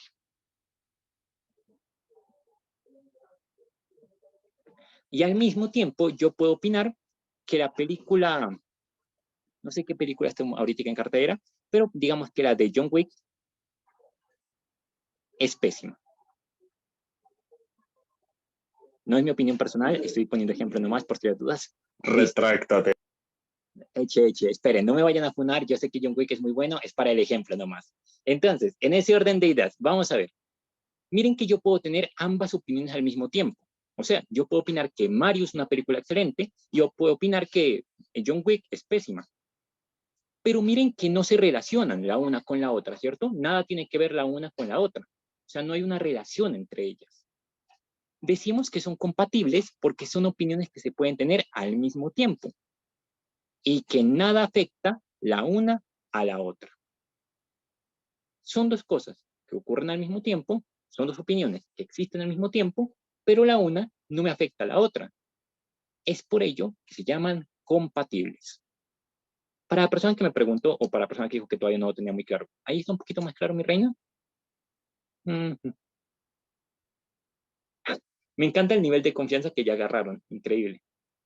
Si todavía no está claro, me avisas y yo te mando un mensaje al interno explicándote con otro. No hay ningún problema, eso es lo de menos. Tú.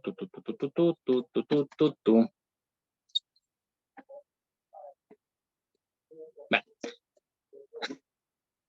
Sí entiendo, pero me confundí. ¿Con qué te confundiste? ¿En qué punto te confundiste? Dímelo y con mucho gusto lo aclaro para que no haya más confusión. Tururu. Solamente diré que la película de John Wick es muy buena. O sea, con el concepto que siempre tuve. ¿Cuál era tu concepto? Si quieres, prende micro y dímelo y con mucho gusto lo aclaramos. Efectivamente, la estrella.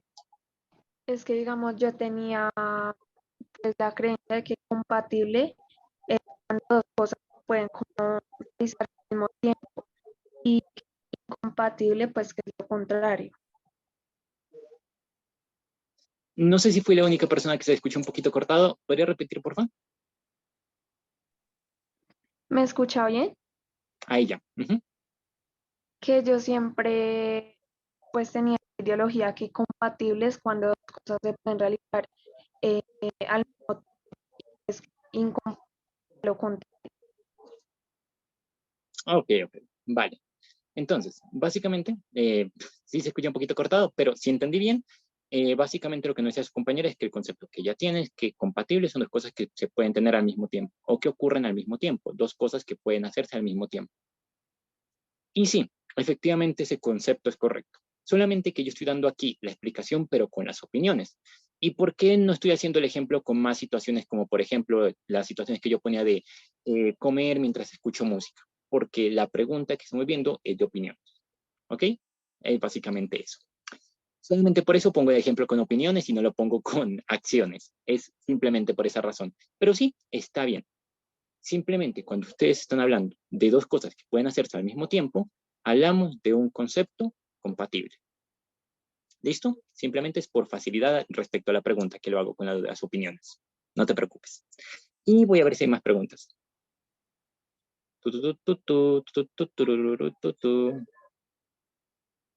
Ella, Hola, buenas noches. Una pregunta. dime. Hola, italiano. Eh, es que, bueno, teniendo en cuenta lo que usted nos acabó de mencionar, ¿verdad? Según yo, de acuerdo a mis cortos conocimientos, yo tenía en concepto que compatibilidad, digamos, eran esas dos ideas, digamos, complementarias. O sea, ¿a qué me refiero? Digamos, voy a poner de ejemplo lo que usted nos manifestó ahorita.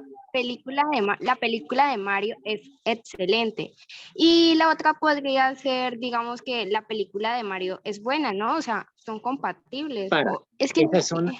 esas son complementarias. Ahorita vamos por allá. Ahorita explico ese concepto. Es diferente. Ah, ok. Vamos a ver. Listo. Entonces, ya se me están adelantando, no hay ningún problema. Vamos con la siguiente parte de esta explicación porque esta es una de esas explicaciones que hay que dedicarle tiempo.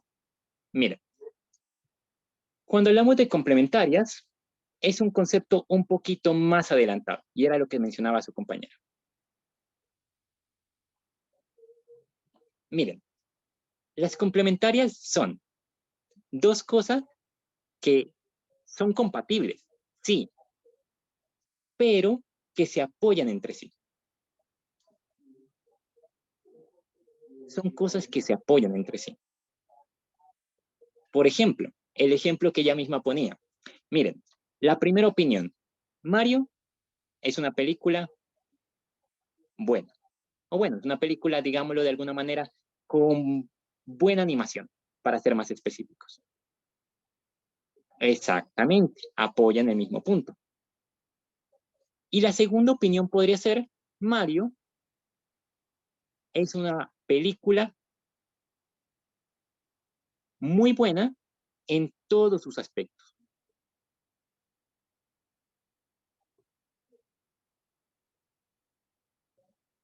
Entonces, miren que aquí sí hay una diferencia muy importante, porque cuando tenemos una opinión complementaria, son opiniones que sí, se dan al mismo tiempo, pero más importante, se apoyan entre sí, porque miren que simplemente tenemos que van hacia el mismo punto, hacen relación a lo mismo, llegan al mismo concepto, llegan a la misma conclusión, llegan a la conclusión de que Mario, en pocas palabras, es una película, pero hermosa, ¿cierto? Se apoyan exactamente en ese orden de ideas, chachos. Para resumirles y que no se me pierdan, básicamente, cuando hablamos de dos conceptos compatibles, son conceptos que se tienen al mismo tiempo, pero no se apoyan, ¿ok? No interactúan entre ellos, simplemente cada quien en su cuento. Mientras que los conceptos complementarios se apoyan entre sí. Uno refuerza al otro. Decir que Mario tiene buena animación apoya que sea una buena película. Y decir que Mario es una buena película apoya que Mario tiene buena animación. En pocas palabras, se apoyan entre sí. Complementarias, cosas que se apoyan entre sí. Compatibles, cosas que se pueden hacer al mismo tiempo, pero nada tiene que ver la una con la otra. ¿Me hago entender por ese lado, chachos? ¿Se comprende para remitirnos a la pregunta o hay todavía alguna duda? Sí. Sí, se entiende claro y perfecto. Muchas gracias. Ok, vale, muy educado. Está bien, muchas gracias. Vale, pasamos a la siguiente. Ah, me parece muy bien, Duván. Ah, interesante. Bueno, vamos a ver. Entonces vamos a la pregunta. Bueno, ahora sí. Préstenme mucha atención, muchachos, porque aquí vamos a poner en ejercicio esos conceptos. Y si aquí tienen dudas, yo con mucho gusto voy a aclararles para que ahora sí quede todo clarísimo.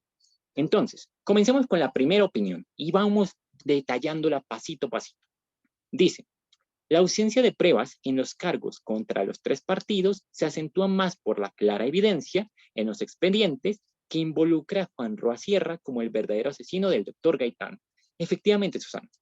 Bueno, en resumen, miren que en el primer fragmento me están diciendo que Juan Roa Sierra,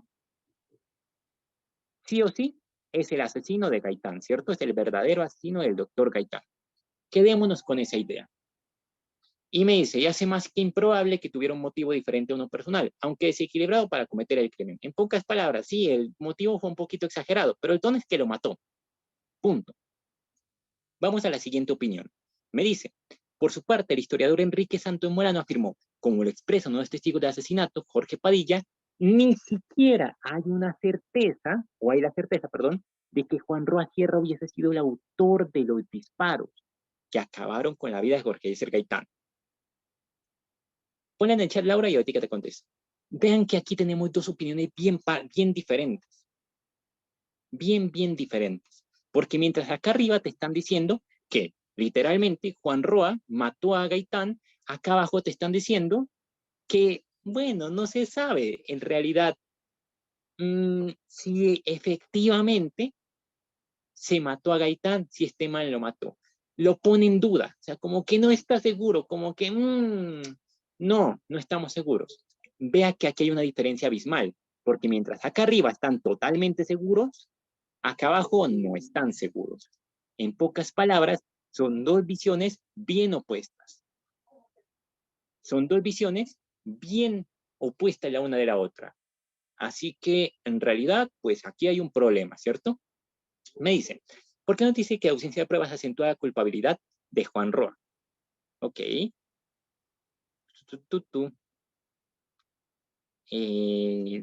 Ausencia de pruebas en los cargos contra... Ah, ya, vamos a ver. Entonces, ahorita te explico eso, Laura, porque de hecho va conectado con una pregunta que hicieron arriba. Es una interesante pregunta. Permítame, ya la explico ahorita. Pero primero, déjenme hacer el descarte. Vamos a ver. Entonces, ¿qué ocurre? Que aquí ya tenemos dos visiones opuestas. Una segura, una que no está segura. Perfecto. Comencemos a ver las opciones. Vayamos entonces con la primera, con la opción A. Me dice, las afirmaciones son equivalentes, ya que dicen lo mismo con diferentes términos. Pues acabamos de darnos cuenta de que son visiones completamente opuestas, así que decir que dicen lo mismo, pues como que es totalmente erróneo, ¿verdad? Descartamos la opción A. Ahora bien, la opción C, son coherentes y perfectamente compatibles. ¿Qué significa que sean perfectamente compatibles? Que ambas pueden darse al mismo tiempo. Que uno puede decir que no se tiene seguridad de que el asesino sea Juan y que al mismo tiempo se puede decir que el asesino es Juan. ¿No les parece eso un poquito incoherente? Es completamente erróneo. No son compatibles porque no pueden existir al mismo tiempo. No se puede decir una cosa y al mismo tiempo decirse la otra. No se puede decir que Juan sea el asesino diciendo que no se sabe si Juan es el asesino. Es incoherente, ¿cierto? Así que en ese orden de ideas, decir que son perfectamente compatibles, pues como que por ningún lado. ¿Me hago entender con el descarte de las C, chachos? Que suele ser como la opción que más engaña. Sí. Sí, básicamente, Juan David. Es una pregunta muy interesante porque efectivamente va por ese lado. Dice, Nico, una pregunta. ¿A qué hace referencia con la palabra desequilibrado de acuerdo con lo que nos están hablando? Muchísimas gracias, ya la respondo. Descarto la D y voy para allá. Dice, la D, son complementarias, ya que una complementa a la otra. Chicos, dijimos que complementarias son dos opiniones que se apoyan entre sí. Y si decimos que acá son opiniones que están una opuesta a la otra, como que por ningún lado se apoyan, ¿cierto? Así que por ello decimos que son para nada complementarias. La descartamos. Y nos quedamos con la opción B. Son incompatibles. Solamente una puede ser cierta. Uno no puede decir lo primero y al mismo tiempo decir lo segundo. Solamente una de ellas es cierta. Así que en ese orden de ideas, efectivamente, son incompatibles. No pueden darse al mismo tiempo. Solamente una puede existir. Solamente una puede ser cierta. Y sí, son claramente opuestas porque dan dos visiones diferentes. Una totalmente segura, una para nada segura. Así que, chachos, se comprende el descarte de la pregunta y ahora sí me detengo a explicar todas las dudas que tenía. Sí, en especial pueden responder las personas que tenían dudas anteriormente, con mucho gusto. A ver, para allá. Listo. Entonces, bueno, voy a especificar cada una de las preguntas que tenían. Permítame, me voy a volver un poquito en el chat. Si digo, la piña es la fruta más rica y la manzana es deliciosa, ¿es esta una opinión compatible? Sí, porque efectivamente puedes tener la opinión de que tu favorita es la piña y pues puedes decir que al mismo tiempo que la manzana es rica, sí, que está bien, pero pues no llega al nivel de la piña. Son dos opiniones que se pueden tener al tiempo, sí es compatible. Listo. Bueno, el fuerte de asistencia lo envió más tardecito. Listo. ¿Cuáles eran los tres partidos? Básicamente en esa época los tres partidos que más importaban eran los siguientes. Ya voy para allá, Sara. Con mucho gusto ya te repito. Miren, los tres partidos que más importaban eran los siguientes. En primer lugar, el Partido Liberal, ¿cierto? El típico de la L grandota roja. El otro partido era el Conservador, el de la C. Y por último estaba un partido que apenas si estaban haciendo en Colombia y que luego traería bastantes problemas. El Partido Comunista. Esos son los tres partidos a los que se hace referencia. Entonces, ¿por qué acá le dicen la ausencia de pruebas en los cargos contra los tres partidos me muestra que Juan Roa es más culpable? Pues básicamente lo que me está diciendo es, como ninguno de estos tres partidos pues fue el que mandó a matar a Gaitán, se puede decir que efectivamente el culpable únicamente es Juan. Como ningún partido lo mandó a matar, no hay evidencias de eso, pues podemos culpar con mucha más seguridad a Juan, porque él lo mató por motivos personales. Justamente por eso especifican que es por motivos personales. Si hubiera evidencia de que un partido intervino, pues le echamos la culpa al partido. Pero como no hay evidencia de eso, le echamos la culpa a Juan. ¿Me hago entender para la persona que preguntó? ¿Qué reacción había por aquí? Ok, locas. Y vamos con otra pregunta. Ok, bueno, ¿cuáles eran los otros partidos? Básicamente decimos época bipartidista porque los que importaban eran liberales y conservadores. El comunista era muy chiquito, o sea, era de muy poquita gente, literal. Era un grupo muy minoritario, tanto que se lo ignoraba. Pero ignorar partidos nunca es bueno. Y en el ejemplo de la piña y la manzana son complementarias, pues si te refieres al ejemplo, perdón, pusieron un nuevo ejemplo, ya. Compatible podría ser, la manzana es rica, la piña es horrible, sí, porque son opiniones que se dan al mismo tiempo, pero nada tiene que ver, o sea, tu opinión de la piña no tiene nada que ver con tu opinión de la manzana, cada quien en su cuento. Listo, entonces, ya está todo claro, si hay alguna otra duda, me la mandan otra vez y con mucho gusto la aclaro, pero creo que ya todo claro, ¿cierto? ¿Cuál es la diferencia entre cada partido? Votación popular. ¿Quieren que se especifique una vez cuál es la diferencia entre liberales, conservadores y comunistas? ¿Sí o no? Con mucho gusto. Entonces, voy para allá. Ok. Perdón, al final voy a tener que... Ay, perdón, la palabra desequilibrado. Tienes toda razón. Vi esa pregunta, pero no la había recordado. Permítame aclarar esto último y ya. Lo del ejemplo... Perdón.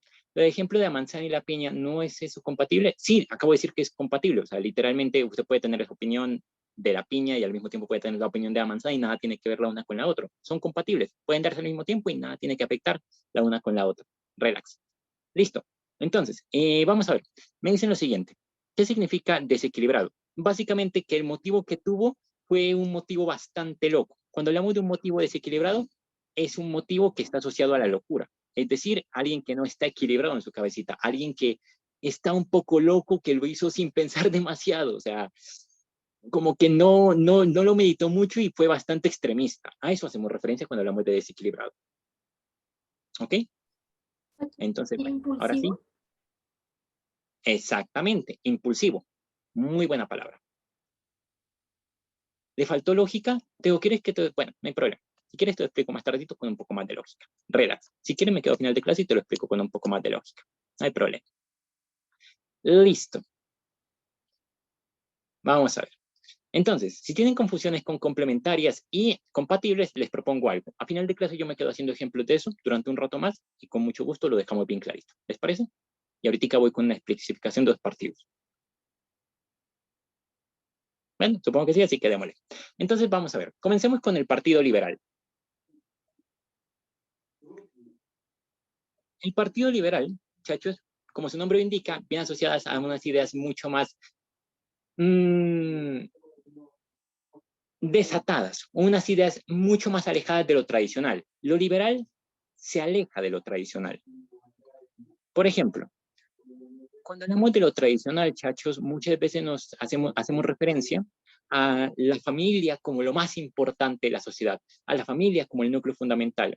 Los liberales suelen unirse un poco más con la idea de que no, realmente no hay que darle tanta importancia a la familia. Exactamente, son ideas desatadas para su época, obviamente, para su época. Entonces, se aleja de lo tradicional de la época. Si lo tradicional era que no, sencillamente hay que darle siempre la prioridad a la iglesia en el Estado. En la iglesia tiene que ser amiga del Estado. Los liberales, por ejemplo, decían, no, aquí debe haber una separación entre la iglesia y el Estado, que la iglesia no sea tan importante, o sea, realmente no hay que darle tanto papel de importancia a la iglesia. La iglesia tiene su cuento, sí, pero el Estado también tiene que estar en el suyo. Los liberales, en cierta medida, y aquí hay que cogerlo con pinzas, en cierta medida apoyaban a las mujeres. Obviamente no eran el mayor apoyo que se pueden imaginar, no es como que dijeran total igualdad de derechos, pero sí decían como, bueno, hay que darle un poco más de derechos, hay que dejar que medio voten, hay que darles un poco de libertad financiera. Apoyaban un poquito a las mujeres. Ahora bien, ¿qué pasa con los conservadores, en cambio? Los conservadores eran mucho más del paradigma de familia. Aquí se protege a la familia. Y si se protege a la familia, no se acepta a los homosexuales. Si se protege a la familia, también hay que proteger a la iglesia. Salud para la persona que estornudó. Si se protege a la iglesia, hay que proteger que la iglesia sea muy importante en la nación. Es decir, la iglesia tiene que tener un papel bien duro. Y se protege la superioridad, ojo con esto, superioridad entre comillas natural del hombre. ¿Ok? Entonces ellos decían, no, o sea, darle derecho a las mujeres, que va, eso no se debe hacer. ¿Ok? Entonces tenemos liberales y conservadores. Ahora bien, lleguemos con el tercer partido. El tercer partido es el comunista. En resumen, el Partido Comunista quería cambiar el Estado. ¿Por qué cambiar el Estado, chachos? Porque Colombia, durante toda su existencia, ha sido capitalista. Entonces, los comunistas que decían, no, el Estado no debe funcionar así. El Estado debe llegar a un estado de comunismo y o socialismo. La diferencia de esto es mucho más compleja, así que en otro momento la haré, pero dejémoslo en que ellos querían cambiar todo el Estado. Mientras que liberales y conservadores querían simplemente tener una visión diferente de las reglas, diferente de las leyes, de a quién importaba más, de quién importaba menos, los comunistas querían cambiar todo de raíz. Ahora bien, ¿cuáles eran los partidos más importantes? Toda la vida los más importantes son liberales y conservadores. Estos partidos eran durísimos en su tiempo. Literalmente el país estaba dividido en esos dos bloques. Era miti-miti el país. Mientras que los comunistas eran un porcentaje, o sea, si les digo que es mínimo, literalmente les digo que es mínimo, o sea, un 1% de la población, menos de un 1% de la población, o sea, es un partido minúsculo, o sea, pero chiquito, con ganas. Y en ese orden de ideas, sí, los comunistas eran muy asociados a lo radical, y dentro de los propios comunistas habían grupos mucho más radicales, o sea, muchísimo más, muchísimo más. Así que en ese orden de ideas, hola Andrés, ¿cómo estás? Pues simplemente esa sería la definición de estos tres grupos. ¿Puedes explicar un poquito más el Partido Comunista? No quiero detenerme mucho porque Santiago le va a explicar con mucho detalle, pero miremoslo de la siguiente manera. El Partido Comunista no quería empresa. Quería que todo fuera del Estado.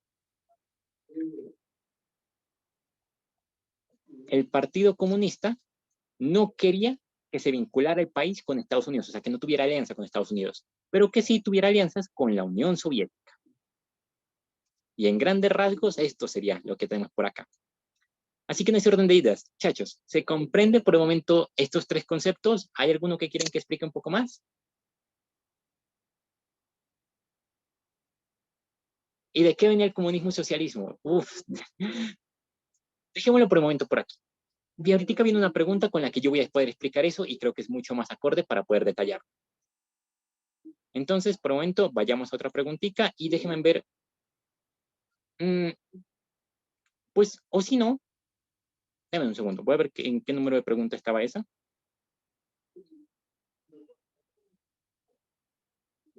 No, dejémosla para después. Esa toca gastarle tiempo. Toca gastarle caña para explicarla bonita, bonita. La reunión va hasta las 7 de la noche. Entonces vamos con la pregunta número 4. Bueno, Alejandra, si quiere... Ah, bueno, perdón, Natalia ya había levantado la mano. Se respeta eso. Natalia, dale, mi reina. Vale. En una ciudad del país existe la tradición de elaborar dulces típicos con mecanismos manuales. Estos dulces se venden en el país y en el extranjero. La receta y el proceso de elaboración de los dulces se ha transmitido y enseñado durante muchas generaciones, de forma que su fabricación se ha convertido en una parte esencial del patrimonio cultural de las personas. Las fiestas populares, muchas actividades escolares y el turismo de la zona están relacionadas con la producción de este dulce. Buscando aumentar la producción de dulces y rentabilidad del negocio, el alcalde propone industrializar el proceso de fabricación. A pesar de los beneficios que traería la implementación de la propuesta, los productores artesanales se oponen al proyecto. En la situación descrita, entran en conflicto intereses. A. Culturales y ambientales. B. Culturales y educativos. C. Económicos y culturales. O D. Económicos y ambientales. Listo, pues. Entonces ya les mando la votación. Para la persona que me estaba preguntando si en algún momento existió algún grupo anarquista en Colombia, sí, o sea, era mínimo dentro de lo mínimo, o sea, dentro del 1% era lo mínimo, pero sí, llegó a existir. Y también llegó a existir, como dato curioso, un grupo fascista que apoyaba a Hitler en su tiempo. De hecho, se llamaban, déjenme si lo recuerdo, espérenme, busco el nombre.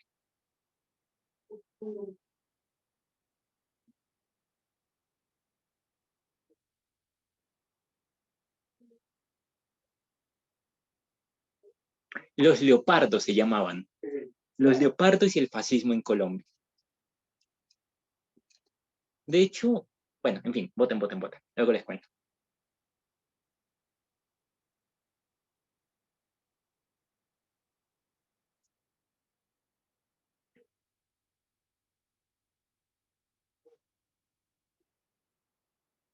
Uf, solamente voy a decir que amo que tengan tantas preguntas. Me van a hacer trabajar bastante. Me encanta eso. Uh-huh. Exactamente, Juan David. Exactamente.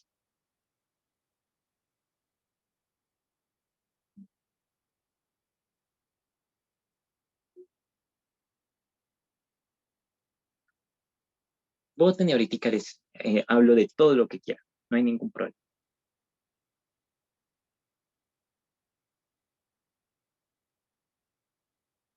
Pues de hecho ya debería ser buena hora para ir mandándolo. Bueno, voy a ir haciéndolo. Ah, no, tengo hecho cierto.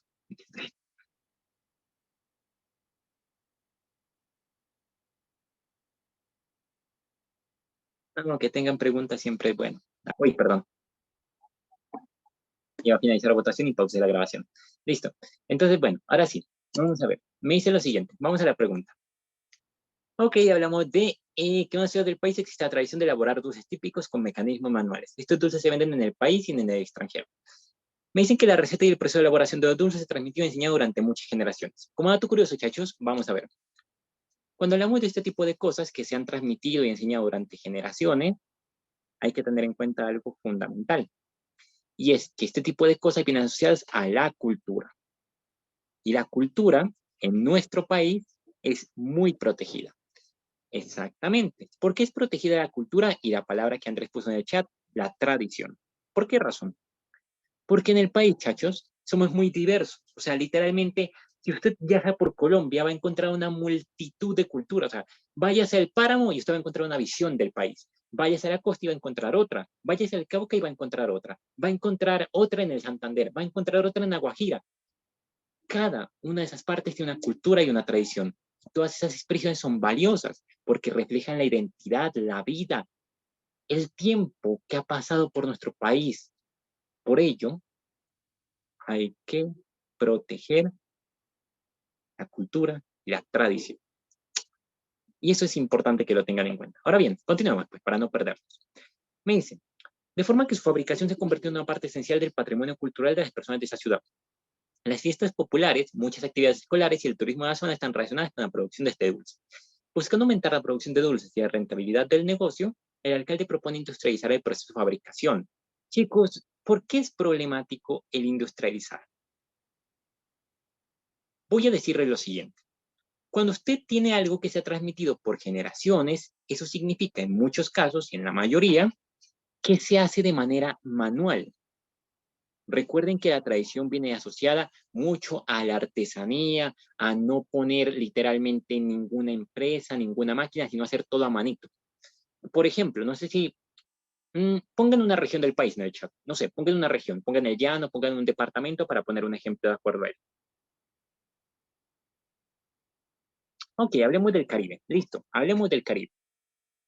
Entonces, en el Caribe, una de las cosas que se suele tener muy en cuenta es la gaita. ¿Ok? La gaita, perdónenme si no lo explico de la mejor manera, pero es un instrumento que básicamente tiene una formita de flauta y tiene una forma de crearse muy tradicional, muy específica, y es un proceso, fuerte. ¿Qué es lo que ocurre con la gaita, muchachos? Su forma de fabricación es manual. Eso significa que un artesano se sienta durante meses a echarle cuchillo al palito, a perfilarlo, a literalmente echarle esmeril para que quede 20 de 10 y suene muy bonito. ¿Y qué ocurre? Que eso es muy tradicional. Eso es muy manual. La tradición se asocia a lo manual, a lo que hacen las personas con dedicación. ¿Qué ocurre, chachos? Que cuando usted pone una industria, en una industria a usted no le van a poner un proceso manual, te van a poner un proceso por máquinas. Entonces, ¿qué es lo que se va a hacer? Que, por ejemplo, van a ponerte en un torno, te van a poner una máquina que te perfile el tronco de madera, que te lo deje finito, para que vos simplemente lo pongas en otra máquina y la máquina te haga los agujeritos para que pase el viento y se toque la gaita. Y otra máquina simplemente te va a conectar el cuerpo de la gaita con la parte de la boquita para que vos puedas soplarlo. Y básicamente todo ese proceso será hecho por máquinas. Se pierde la tradición, se pierde lo manual. Es por ello que es tan problemático meterse con este tipo de cosas. Ahora bien, usted dirá, pero pues, hermano, ¿por qué se hace esto? O sea, ¿no sería bonito dejar que las cosas fueran únicamente manuales? O sea, ¿por qué lo hacemos con máquinas? ¿Qué sentido tiene? Las máquinas siempre se pondrán por un incentivo económico. ¿Por qué, chachos? Porque mientras usted tiene una gaita que, suponiendo, o sea, perdonarán si no estoy dando unas cifras exactas por el ejemplo, supongamos que una gaita se tarda 5 meses en hacerla un artesano. Un artesano se tarda 5 meses en producir una gaita. ¿Ok? Entonces, claro, simplemente no se vende tanto porque literalmente hay poquitos, hay muy contados, no hay tanta venta, no se genera tanta plata. En cambio, usted con una máquina puede generar 500 a la semana. Pana, usted va a poder vender muchísimas y generar mucho ¿qué? Mucho billullo, mucha plata, mucho beneficio, mucha ganancia. Entonces miren que siempre que existe este tipo de problemas, se intenta defender la cultura por un lado, la tradición, lo manual, y eso entra en conflicto ¿con qué? Con lo económico, con lo generar plata, con fabricarlo a punta de máquinas, con industrializar. Es por ello. ¿Puedo decir algo para Claro que sí, dale, dale. Bueno, con relación a eso, bueno, el asunto cultural y lo manual está muy relacionado también a las experiencias psicológicas, al poder, o sea, es un asunto muy empírico, al poder elaborar ese mismo producto o bueno, esa misma manualidad. En cambio, con el asunto industrial es un poco más rápido porque estamos hablando que pues con 8.000 millones de personas es imposible utilizar esos métodos tradicionales por la rapidez y pues por el tiempo. Lo que dice su compañera tiene toda la razón. Miren, lo que está diciendo es lo siguiente. Cuando nosotros hablamos de la parte de la cultura, ¿por qué se protege esto? Porque muchas veces esa cultura o esa fabricación viene muy asociada a, por ejemplo, usted gasta 5 meses en hacer una gaita, usted a la gaita le pone cariño, la gaita la cuida, la gaita representa un elemento psicológico, porque usted tiene todo, su concentración, toda su vida gira en torno a esa gaita que tarda 5 meses en crearse. Y claro, es un tema psicológico muy fuerte, o sea, es un tema de identidad fuertísimo. En cambio, con una máquina que produce 500 a la semana, pues a nadie le importa cómo se creó, el tono es que se está vendiendo y allá le importará ya sabe quién. O sea, no hay un tema psicológico, no hay una conexión, nada. En ese orden de ideas, chachos, exactamente. La cultura se hace con amor, mientras que cuando usted produce en masa, pues no se consigue nada. Así que en ese orden de ideas, chachos, si nos damos cuenta, todo este problema, todo esto que hemos hablado se reduce a simplemente que un conflicto de cultura y economía, un conflicto entre proteger lo manual, lo artesanal, y entrar en conflicto con lo económico, con aquello que se produce en masa, con aquello que se fabrica en cantidades absurdas. Así que en ese orden de ideas se trata de la opción C. Y bueno, voy a descartar las otras opciones porque descartar siempre es bonito, ¿cierto? Así que rápidamente voy a descartar las otras.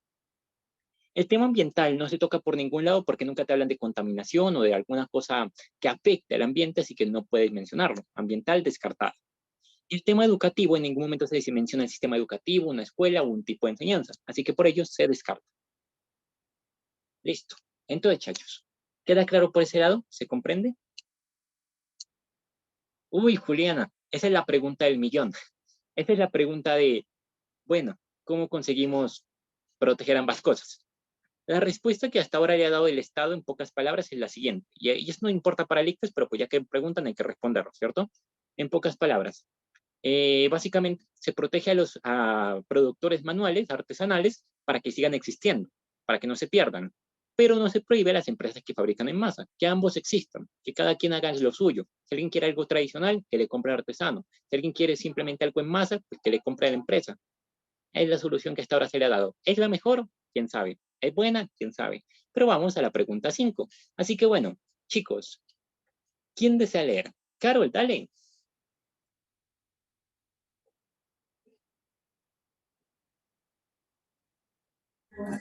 Ok, en un país el matoneo escolar se ha convertido en un problema importante y algunos funcionarios del Ministerio de Educación quieren implementar estrategias para eliminarlos de raíz. Directivos de una institución educativa propone que el ministerio implemente programas gratuitos de formación en promoción de estrategias de convivencia pacífica a los profesores, con el fin de que cuenten con conocimientos y herramientas que les permitan enfrentar las problemáticas de las aulas. Además de la disminución del matoneo, ¿qué impacto tendría la implementación de esta propuesta? A. Un impacto positivo en el rendimiento académico de los estudiantes derivado del mejoramiento del clima escolar.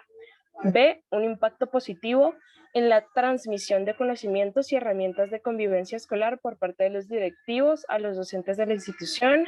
C. Un impacto negativo en la convivencia escolar, puesto que se deterioran las relaciones de poder entre estudiantes y docentes. D. Un impacto negativo en la economía de los colegios, puesto que tendrían que modificar su presupuesto para financiar la formación docente.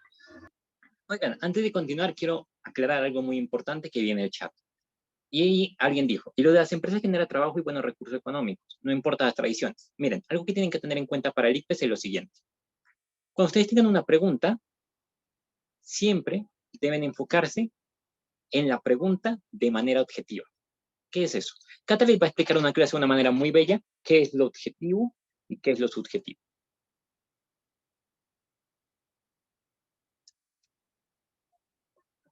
Pero en pocas palabras, quedémonos con que lo objetivo son los hechos. Y lo subjetivo son las opiniones. El ICFES, por su naturaleza, se remite mucho a los hechos. Es decir, usted tiene que mencionar las cosas únicamente con los hechos. Al ICFES no le importa su opinión. Y ahí tiene que tener en cuenta algo muy importante. Usted puede tener en algunas preguntas una opinión diferente. Puede que algunas cosas no le parezcan a lo mejor a usted, puede que usted tenga mejores soluciones, o puede cosas que simplemente choquen con su propia ideología. En ese tipo de casos, chachos, no metan su opinión personal. Cuando uno se mete con opiniones personales, puede llegar a embarrarlo, porque para lo que para usted puede estar bien, puede que no lo esté para el ICFES. Ciérrese a los hechos.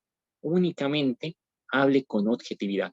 Y como siempre diría Santiago, hable como el ciudadano ideal, hable como el ciudadano que querría la nación, el ciudadano perfecto. ¿Qué haría un ciudadano perfecto en esto? ¿Qué haría un ciudadano que es completamente correcto, que está completamente de acuerdo con el Estado? Siempre recuerden eso. Su opinión personal la pueden tener, relax, pero en el ICFES respondan de acuerdo a lo que haría un ciudadano ideal, de acuerdo a los hechos y no de acuerdo a sus opiniones. Y ya, ¿está claro por ese lado? Y para ya poner la votación. Ok, entonces vayan eligiendo. Bienvenida a Colombia, Taliana.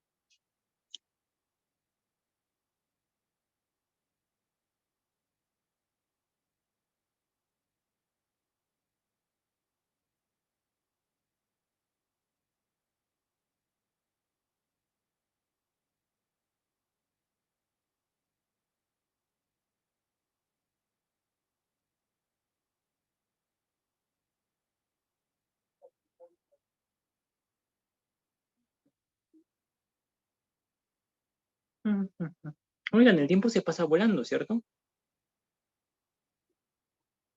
¿Dónde respondo? ¿Dónde sale la encuesta? Si no te sale la encuesta, anota tu respuesta en un papelito.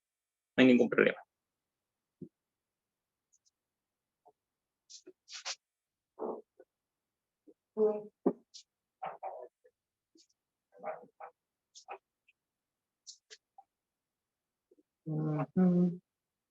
Bueno, yo ya estoy ultimando los detallitos para su formulario de calificación de esta clase, para que me echen palo, así que no hay ningún problema. Deme un segundito y ya les mando eso. Sí, Diana, tienes toda la razón, ya la comparto.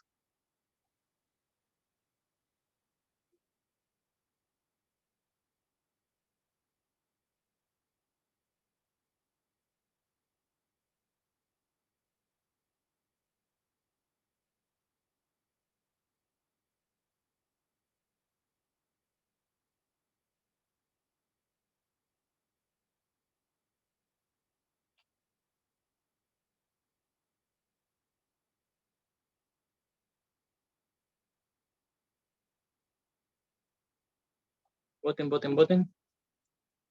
Ya es la última preguntita. Uy, están súper divididos. Bueno, voy a dar un poquito más de tiempo.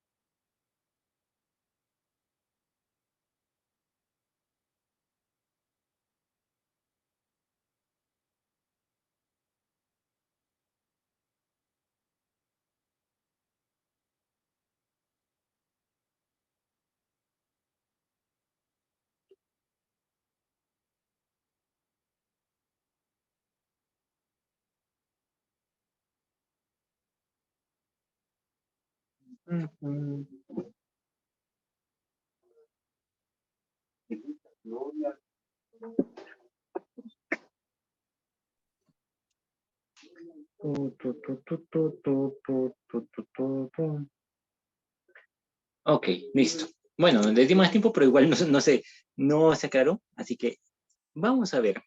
Bueno, antes de continuar, solamente voy a decir que por el grupo de anuncios les voy a compartir la retroevaluación de la clase, así que si tienen algún comentario positivo, negativo o de mejora, porfa, pónganlo por ahí y ya. Continuamos. En ese orden de ideas. Vamos a ver, se quedaron entre las opciones A y B. Listo, comencemos. Me dice así, en un país el matoneo escolar se ha convertido en un problema importante, o sea, tenemos un contexto un poco problemático. Recuerden que cuando hablemos de matoneo escolar, eso siempre va a ser una problemática que hay que coger con pinzas, es bien densa. Me dice, y algunos funcionarios del Ministerio de Educación quieren implementar estrategias para eliminarlo de raíz.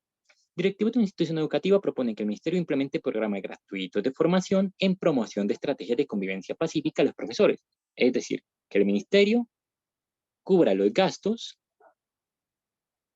de unos programas de formación para, pues, los profes, para que estén capacitados para enfrentarse al problema, con el fin de que cuenten con conocimientos y herramientas que les permitan enfrentar a las problemáticas de las aulas. Además de la disminución del matoneo, ¿qué impacto tendrá la implementación de esta propuesta? Ok, vamos a ver. Entonces, comencemos a descartar opciones. Me dicen, la opción C, un impacto negativo en la convivencia escolar, puesto que se gestionarán las relaciones de poder entre estudiantes y docentes. Pana, si usted lo que está dando o lo que está brindando es la oportunidad a los profes de que tengan una clase, de que se formen para poder tratar de mejor manera la convivencia, pues eso justamente busca que la convivencia sea mejor. Difícilmente tendrá un impacto negativo, pues la idea es que sea positivo, es lo que se espera, ¿cierto? Así que lo de la C, descartadísimo. Ahora bien, la D, un impacto negativo en la economía de los colegios, puesto que tendrán que modificar su presupuesto para financiar la formación docente. Falso. Quien está cubriendo con los gastos es el ministerio, y aquí sí hay que ser muy puntuales, el ministerio está cubriendo con los gastos. Así que no, los colegios no van a tener que gastar plata para formación ni nada de eso. Descartadísimo. Quedamos entre la A y la B. Ahora bien, la B. Un impacto positivo en la transmisión de conocimientos y herramientas de convivencia escolar por parte de los directivos a los docentes de la institución.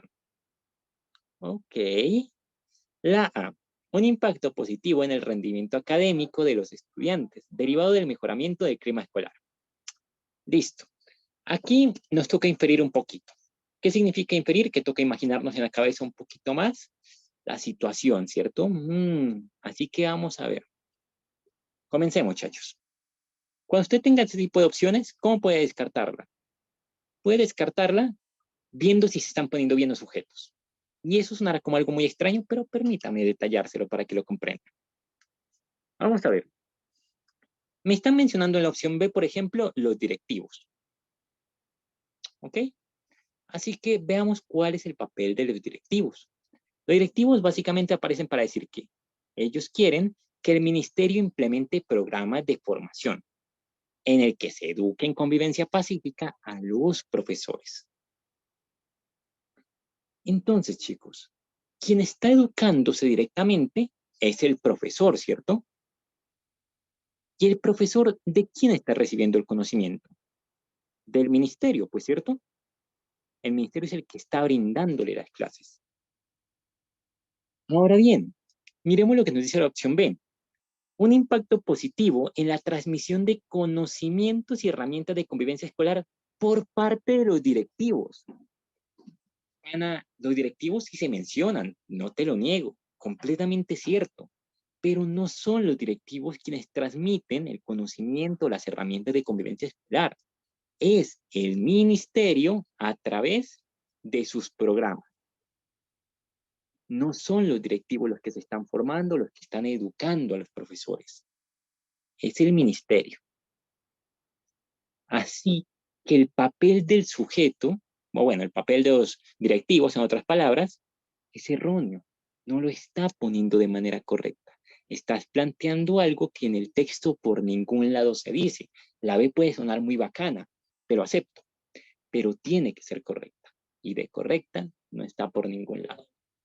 Muchachos, ¿me hago entender con el descarte de la B? ¿Se comprende o hay alguna duda? Yo tengo una duda. Claro, coméntame. Sino que, por ejemplo, la primera pregunta, un impacto positivo en el rendimiento académico, o sea, estamos hablando de problemáticas sociales dentro de la institución. Entonces, ¿por qué vamos a utilizar la A si estamos hablando o sea, si es una problemática social, pues en vez de pues, una problemática académica o intelectual, entre comillas? Efectivamente, tienes toda la razón, pero ten en cuenta un factor bien importante y una palabrita que lo cambia todo. Te están preguntando por algo o por un impacto que sea adicional a la disminución del matoneo, que sea adicional a su lo social. Te están preguntando por un impacto, por una consecuencia, por algo que vaya a ocurrir en otro aspecto, además del social, porque efectivamente el social va a tener la disminución del matoneo y en eso tienen toda la razón, pero por ello les preguntan por algo adicional. Por eso le ponen la palabra de más, porque les preguntan por el impacto en otra región, en otro ámbito, en otra parte. Pero el clima no tiene nada que ver, pero es otra parte, es otro lugar, es otro aspecto. Y si la pregunta lo que busca es que hable de otro aspecto, pues está bien hablar del clima escolar. Al fin y al cabo es otros aspectos que están por acá. ¿Ok? Y por ello también les decía que habría que coger con pinzas el hecho de que aquí toca inferir un poquito. Porque tengan en cuenta que sí o sí vamos a tener que imaginarnos un poquito la situación en la cabeza, un poquito. Además de que tengan en cuenta que si hablamos ya de los hechos, el matoneo escolar, efectivamente, sí tiene una relación muy importante con el ambiente que se genera en las instituciones. Clima escolar se refiere a la convivencia o al ambiente que se genera. Por así decirlo, qué también se siente el estar en el colegio. Exactamente. Se refiere a Entonces, que también sienta convivencia. entonces, por ejemplo, bueno, en la pregunta sí tiene, bueno, tiene más sentido porque, o sea, están hablando de que con el origen de esas mismas políticas para el mejoramiento de la convivencia se da origen un mayor rendimiento escolar, ¿es eso? Exactamente. Y es justamente, encaja como la respuesta correcta, porque es justamente una consecuencia adicional a la solución del matoneo. Es una de esas consecuencias adicionales, una consecuencia secundaria que se genera a partir de la solución del problema principal del matoneo. Entonces, chachos, ¿está claro por ese lado? ¿Todavía alguien no se la compra? ¿Alguien tiene dudas? Si tienen dudas, literalmente díganlas. O sea, no es como que yo me vaya a enfadar por eso. No, no soy así. Es que no me miren así. Ok, entonces antes de que se vayan, espérense, hagan todo, porfa, un favorcito. En el grupo de anuncios pasé el Forms, solamente que no sé si puedo acceder desde la tablet. Denme un segundito. En ese orden de ideas, chachos, simplemente, pues eso sería. ¿Alguien había preguntado por el descarte de esta nuevamente? Asistencia se envía por el grupo, ya la mandé al grupo de anuncios, ya la mandé también por acá al chat para que la realicen. No le había mandado porque el celular no me dejaba entrar, pero la mandé por el grupo de anuncios por eso. A ver, ¿hay alguna otra duda? Lizeth, ¿quieres que te descarte otra vez alguna opción? ¿Tienes todavía un...? Ok, con mucho gusto. Voy a descartar otra vez la opción B. Vean. Voy a borrar todo para que se entienda. Miren, cuando ustedes tengan este tipo de preguntas, bueno, la C y la D estaban descartadísimas, ¿cierto? Cuando estén entre dos opciones muy puntuales, ¿cómo se descarta? Tiene que tenerse en cuenta que si usted está mencionando a un sujeto del problema, a alguien que participa del problema, hay que saber explicar muy bien cuál es su participación en el problema. Mire, tengan en cuenta que acá me mencionan a los directivos y muchas veces uno dice, bueno, está bien, mencionan a los directivos, la opción está correcta. Tenga en cuenta qué papel se le está dando. Mire que en la opción B le dice que va a haber se va a generar un impacto positivo en la transmisión de conocimientos, ¿ok? Y de herramientas de convivencia escolar por parte de los directivos a los docentes. En otras palabras, ¿qué se traduce eso? Que los directivos van a poder educar a los docentes sobre cómo tener una mejor convivencia. Cuando hablamos de transmisión de conocimientos es una manera un poquito rebuscada de hablar de educar. Transmisión de conocimientos, educar en otras palabras. Los directivos van a educar a los docentes. Es lo que se está diciendo en la B. Pero mira que literalmente te están diciendo que los directivos no son los que están educando a los docentes. Los directivos quieren y lo que proponen es que el ministerio sea quien eduque a los docentes. Ellos no quieren educarlos directamente. Buscan que el ministerio sea quien implemente programas para educar a los docentes en la convivencia. Entonces mira que hay un grave problema. Mientras que en el contexto te están especificando que quien va a educar a los profesores va a ser el ministerio, la opción B te está diciendo, no, es que la consecuencia de esto es que los directivos van a educar a los docentes. Entonces no hay mucha coherencia. En el contexto te dicen que el ministerio es quien educa. Y en la B te dicen que los directivos son quienes educan. Es por ello que se descarta. ¿Me hago entender?